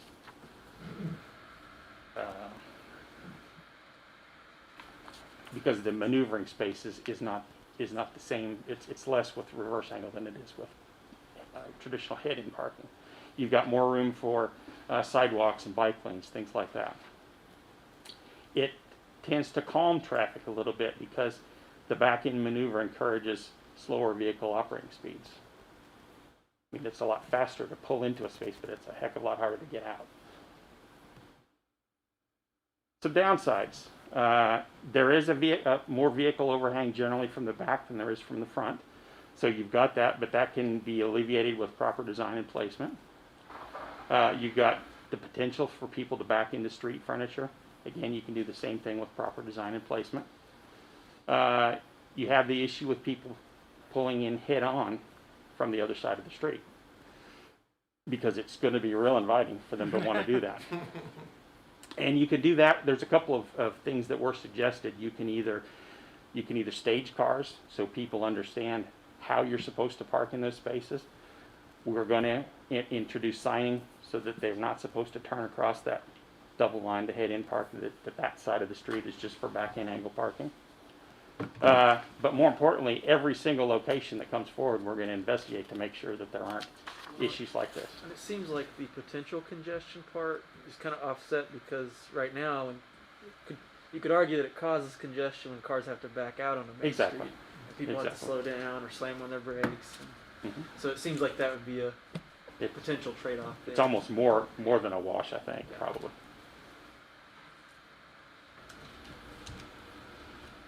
Interestingly enough, this was in the, I took this directly from the Burlington, Vermont brochure. Tucson had done a study of locations that had head-in angle parking before and after.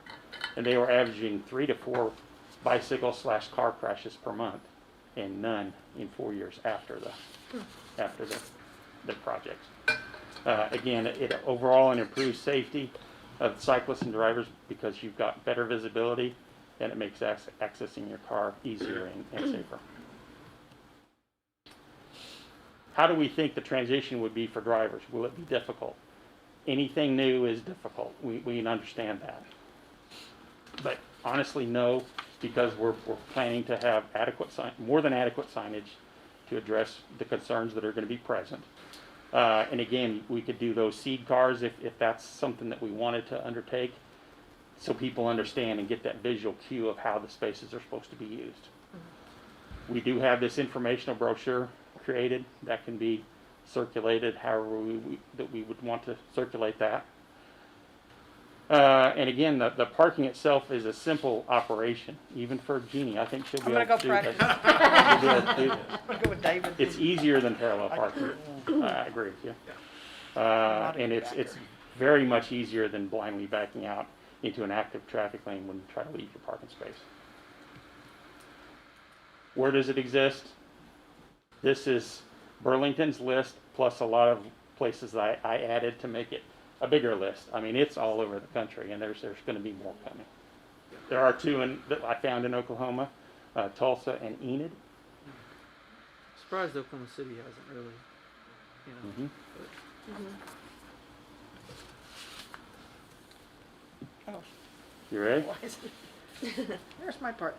No, David's covered most of this, that we will need to be sure to have, there'll be plenty of signage to let the motorists know that they can't do head-on. The ordinance that he was talking about, and I think people will, I'm teasing about how I can't back. I can learn. It's better than me backing out on the side. I thought you were serious. I Well, wasn't teasing. I can't back out around the big truck, so I really am encouraged about that. I really do. Sometimes I choose my parking because I don't want to have to back out on Main Street. My daughter has an office there, and I park down around the corner. So I think this when David called me, we had to talk about the ordinance and where would that fall, and that does fall in our parking under our section 20, our traffic regulations. That is, we have parking service officers. Police officers can also write these citations, but normally it's going to be a parking service officer. And we only really have to make one small adjustment.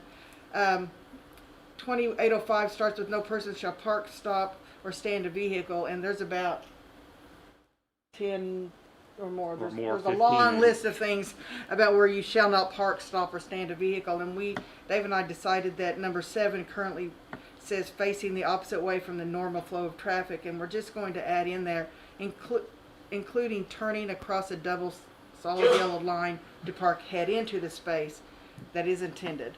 I asked David, I was reading this a minute ago, and I was getting ready to go, and I'm like, oh, how many streets do we all have double yellow lines? He goes, oh, 99.9%. So, yes, there's double solid lines everywhere, and that would just discourage people. I think it's going to happen. We'll have to do an education. We're talking to our PSO guys and gal to let them know, and we'll do a good job of just educating. They would be like somebody that could pass out the brochures, could have them in their PSO vehicles and things like that. So, it sounds like everybody's kind of okay with this. You want us to work on an agenda item and get it in front of staff and in front of the council? Yes. Councilmember Schuler. I just had really kind of a question. I'm really excited about this. I hate parking on Main Street, but I'm just thinking as we think about the potential to make Main Street two-way and the way that we have head-in parking now, does that potentially decrease the need for us to change parking on one side of the street? I don't know the logistics of that, but when we go two ways, will we have to? Could we keep that one side of the street the other way? Yeah, but also I'm just thinking conceptually. They're a good question. We did a really thorough evaluation of options for the two-way. I'll send that to you tomorrow. It addresses all of those questions. But ironically, during that time when the comprehensive transportation plan was adopted, we proposed reverse angle parking and got kind of a cold reception at one of our public meetings. So it never really made the cut, frankly. At that time, council just kind of got a little bit concerned about it. So we're thrilled that it's back under discussion. And this idea of being able to do a pilot is so helpful because, as you know, people are going to freak out a little bit.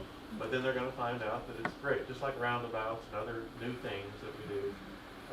So this is really our chance to educate before we ever pull that trigger on the project. Yeah, so I guess the idea too would be to do this on James Gardner, and then whenever we do Gray Street, and do that whole kind of revitalization there, and make that two-way that we would implement it there, and then Main Street would be the next. So by the time we get to Main Street, people will be comfortable with this system. I'm with you. Yeah. Okay. We'll phase it in. Councilor Hall. Yeah, I am just, again, this is really exciting to me, and I think it's such a great idea to have a pilot project because, there are several members of council that have been really pushing for this as a possible solution to make James Garner 3 the kind of pedestrian-friendly place that we want that road to be going forward. So I just think this is great that we're going to test it out. It'll give us the opportunity to really invite our residents to learn about it and to have a chance to see what it's like before we just do it. Because I know in some communities there has been a little bit of a disconnect with accepting reverse angle parking, and I really think, the first time it was proposed, it's probably not the right time, but I think we've definitely evolved, and we're seeing, what kind of priorities are placed on pedestrian, multimodal, pedestrian-friendly and multimodal transportation. So I think, this is a great way to introduce it to the community before we go full bore. And I'm just gonna be so curious to see, but it sounds like you've really put a lot of work into it, and I love signage, brochures, a lot of public outreach of why we're doing this, what the benefits are, and hopefully, it'll be something that our community can really accept.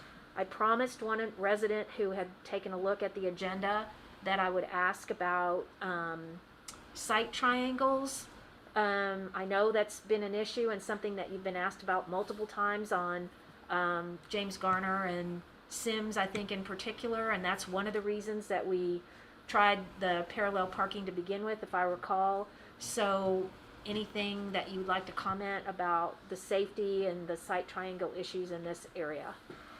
Site triangle is never going to go away. I mean, that's something that we're going to take into account. In fact, we've already started that process. The project manager sitting right behind you, and he and I have had multiple conversations about where we should and shouldn't allow parking. We're not getting into site triangles, I can promise you that. Okay. Well, it's just really important to some of the Just to add to that, one of the things we're looking at is kind of a weird trick of fate with the geometrics of the design on James Garner. We had our consultants lay this out just to see how it might work in a couple of blocks. And one of the things they found that it actually, because of the footprint that we saved, we were able to put bike lanes on the edge of the road, which actually helped with our site triangles. So it kind of all just falls into place when we do it. Okay, great. Thank you so much. Okay, Councilor Studley. Just trying to wrap my brain around this. I love this idea. I think it's great. But if we're doing this on something, for example, like Main Street, where it has the 3 lanes already, and according to this information, we would have to incorporate a pull-off lane and then have the back end part. So on a street like Main Street that's already 3 lanes, parking, sidewalk, would we then have to remove sidewalk to add the pull-off lane for the parking? Well, there wouldn't be a pull-off lane with the back end angle parking. That pull-off lane is for the parallel parking. Right. Oh, okay. So you'd eliminate that. So if you're backing in though, then you have to trust that the people coming up behind you will stop and allow you the time to do that. Just as you Same would with on parallel a park. street that doesn't provide that We'll have pull-off to lane use for their parallel parking. flashers. Right. Use Yeah. their signals. Brandy and I are going to try this. You can go to Enid and you can go to Tulsa. Which is, apparently. but I think why it's really Remember good to do the pilot projects on this one block of Right. James Garner, and then on the newly redone Gray Street when that's done, and then, in the future, introducing it maybe to Main Street and maybe Campus Corner too. So, Yes. any other comments on this item? I think that's a consensus to send it forward. Yes. So hard, Sean. Okay. And thank you for anticipating the ordinance change before we got ourselves in the middle of it. Yes, absolutely. That definitely job. helps. Yeah, and our PSOs will watch it. Okay. Is there any miscellaneous comments from our council members regarding this? Okay. Thank you. For me, there is one. We had an item for Councilmember Lynn brought up in the retreat about what was it? The Arlington on Demand. It seemed like it could be a potentially good idea to help support our existing transit system, and that's something Our disability folks were asking about a couple months ago. We were talking about the taxis, and it seemed like this idea might be a way to potentially address that. So I do want to make sure we get that on an upcoming CPTC agenda to talk about the Arlington On Demand ride program, whatever that may be. So that's the only comment I had about this one. Okay. Great. And then we've got some members of the audience. I know there's two projects, road, or one is a rezoning project that impacts Ward 2 and Ward 4 mostly, and then we've got some residents here that live on Jenkins in Ward 7, where we've got a big road construction project coming up in the near future that they've got some concerns about. This is, It's just, you got it. yeah, I if just you would need like one. to go first, Okay. if you'll give your name and your Sure. name and your address. I'm Susan Meyer, and I'm a R1 resident, and I own a business on Main Street. Basically, I'll just cut to the chase. You've had a long day. But your safety corridors for your ambulances, your EMTs, Berry Road is one of those. It has been since its inception, and it's somehow developers have decided that Berry Road on Lindsay should have ingress and egress. Well, that's not how insurance ratings work. You've really got to have corridors that your ambulances can get down, that your fire department can get to the residents, that residents can take to get to the hospital. So I basically would like to ask this committee to identify safety corridors and to put in some real heavy things that developers can't all of a sudden put in 6 new businesses. That's what's proposed on this rezoning on a 2-lane road. And if I'm headed along Berry and I want to turn left, I've backed up all the traffic, including ambulances, and there's no place to pull over. It's curb and gutter. It's a 2-lane road. So I'm sure that there's other streets in the city that are critical safety corridors, but I want you, this is important to all of these residents that they can get the EMTs. The other thing is I'd like to realize is that this site will be paved. It's going to be 1 acre of pavement that stormwater runs right into this creek. And so you've got, that's quite a rush of water on that. This intersection also has a bike lane. It has a bus stop. It has left-hand turn lanes. It's a real complex intersection. Yeah. And to have a traffic consultant hired by a developer saying, there's no problem, look how low the traffic numbers are. Well, they're taking the traffic numbers from COVID and when the university is closed and when the high school is not in session. So please, would you identify your safety corridors and help keep all of our insurance rates down? And I want the council to realize that their votes are so important because I've had all state business insurance for over 20 years and they canceled me. Really? Because their future losses in Norman, the algorithms show that they're not willing to insure my business. It's interesting. So what you do and your rezoning things are so important to us business owners and to us residents. And that's kind of my... Thank you very much for coming and sharing that information with us. Thank you. I don't think that's even been to planning yet. It's on the next. On the next one, okay. September 9th. But I think the idea of taking a look at safety corridors, I don't know when the last time that I'm not sure that we've looked at that type of thing, but I agree. I think we've all driven down Berry Road and are real familiar with Lindsay and Berry and the condition there. But So, you know, even on Boyd in Barry, that new Sure, pediatric yep. center, they were not allowed ingress right. and egress onto Barry because it was so important that that's a safety corridor. okay, well, thank you very much. Okay, We will thank you. definitely keep that in our minds as we move forward. Were there any other public comments from? Well, there are 5 of us here from Jenkins Street. Yeah, if you would give Unless your you want- name, and if anybody, all of you would like to speak, you're welcome, or if you just want to have. You all want to stand up? So We wanted to put a face on the project because we're very concerned as they widen Jenkins. We all have homes there, and it looks as if from the current sidewalk, we're going to lose 6 feet at least of our front yards. So we have started, you all want to speak to that? And almost all of our parking. Why don't you introduce yourself and say the address? I'm Stephen Miller, this is Erica Miller. We live on Jenkins Avenue, 1611 Jenkins. I'm Pam McIntosh, and my mother lives at 1727 South Jenkins. We bought the house in 1980. My mother's still living in it. I believe you guys bought your house in the 70s. And this is Ed and Suzanne Core, and the home where I am, I've lived since 1950 actually. And the home was built back in 1929, so it's been there a long time.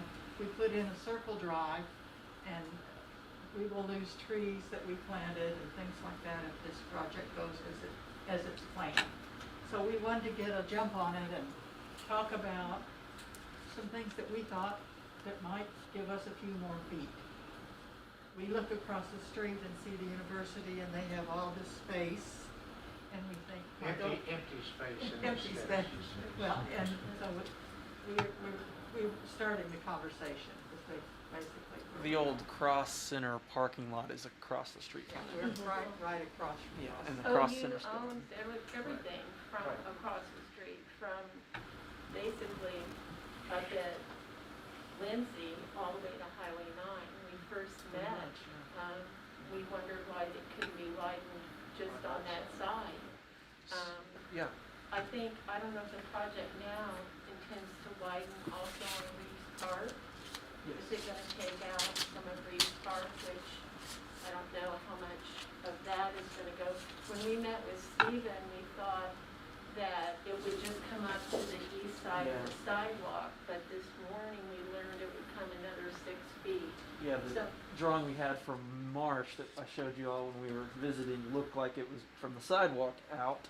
And then when I met with staff last Friday, they were able to provide me with more detailed, up-to-date information. And yes, that's what the fence, your fence is what they were telling me is what it would go to.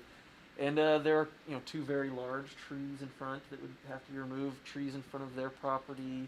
We have a whole berm that would right, probably exactly. be totally taken out. Rich has got trees and cherry laurel bushes and all kind of, they serve kind of as a sound Sure. barrier too. And it's clearing space on the other side. Sure. And I know staff, I spoke with Scott and Sean was here earlier. They have been working on this. They've, so far they've been able to get the street moved over, I think 7 feet. Which isn't a whole lot, but it's maybe an inch at a time here we can get this thing. Start. To meet with Yeah. them this morning. which Okay, was really great. helpful. Great. And, and I mentioned before that the funding mechanism for this has kind of changed around. It looks like this project's going to be another year off than what we thought. So we have more time to try to, see if we can exhaust all options to We save have as to much look at as maybe possible. the sidewalk not being so wide, anywhere where we could get a couple of more feet Yeah. in front of our houses. That was something I was thinking too. In that specific spot, if it's not 10 feet wide, just in front of your deals, that could be an option. And continuing to work with the university representatives to see what other options we have there too, because I definitely agree with the concerns you have, and staff has been very responsive to me, and they've been able to provide more information. So. We're available anytime to meet. I know that this was an issue that was brought up about 20 years ago. Yeah. There were meetings and stuff held with you and my mother and father Yeah, when I was campaigning back in January, I stopped by the Coors house and let them know that this project had been approved and would be coming up at some point in the near future. And please give me a call if you want to talk about it. And I think in July I got a call. And, so saw some people out there making markings and so yeah. So There's really not much traffic except when school is in session. And of course you mentioned the COVID numbers. I mean, I'm there every day and there's no traffic at all. Now school just started and Cross Center is being lived in this year where it really wasn't last year. yeah, they're kind of forcing And them all over there. I think. They put freshmen into Cross Center into the parking garages across the street from our house. So there is more traffic now, and there is foot traffic during the game day. But Yeah. Well, thank you for hearing us. yes, thank Yeah, you. for us, the impact is, for everyone, it's a big impact. But for us, our driveway is a single drive, which we've talked about some solutions possibly. But we have two cars that have to park that way. And the In tandem, too. proposed sidewalk comes right almost to the bumper of a car. No, it's further, it's the middle of the car. Yeah, every time I drive past your house, I can see that your second car is past your fence. So you're it just comes close. into the property Yeah. so much in a way that impacts our front yard. Oh, it impacts And- everyone. And these houses have been there since, that used to be a gravel road.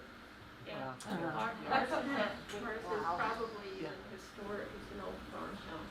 Sure. I wanted to ask, since you all have lived there since the 50s, how much of your front yard has been taken since Norman has continued to develop out that way? Well, I don't think it's changed when they paved Jenkins. When we moved in, it was dirt road and Cross Center was just an empty field. But I don't believe there was, I think the sidewalk It's never where been it is widened. now Yes, is it's still widened. where it was, Okay. the front sidewalk. It's where it was since The other side of the street has changed. And there are sensitive trees on both sides of the street too, on the university side and the residential side that we all want to do everything we can to limit the impact of. And staff is, like I said when I met with them, they're definitely very conscious about this specific area. And our property values. Absolutely, too, right. We all talk about that. Well, I offered them the opportunity to come and just introduce themselves to everybody and let everybody know that this, project is going on. It is an important project for the city, but that there are some impacts that we need to be thinking about going forward. So. Absolutely. Thank you so much for coming. We may be back. I expect so. I appreciate you all taking the time to come because it's really important to understand the balance of all of these things that we're trying to do to improve our community, but how it actually impacts the people that live here. It's important for us to hear your voices, so thanks for coming. I missed the Imhof Street. Yeah. Yeah, exactly. Okay, well, thank you so much. All right. Anything? Okay, well, if there's nothing else from anybody, I think we are adjourned. Good All right, job. thank you. Thank you.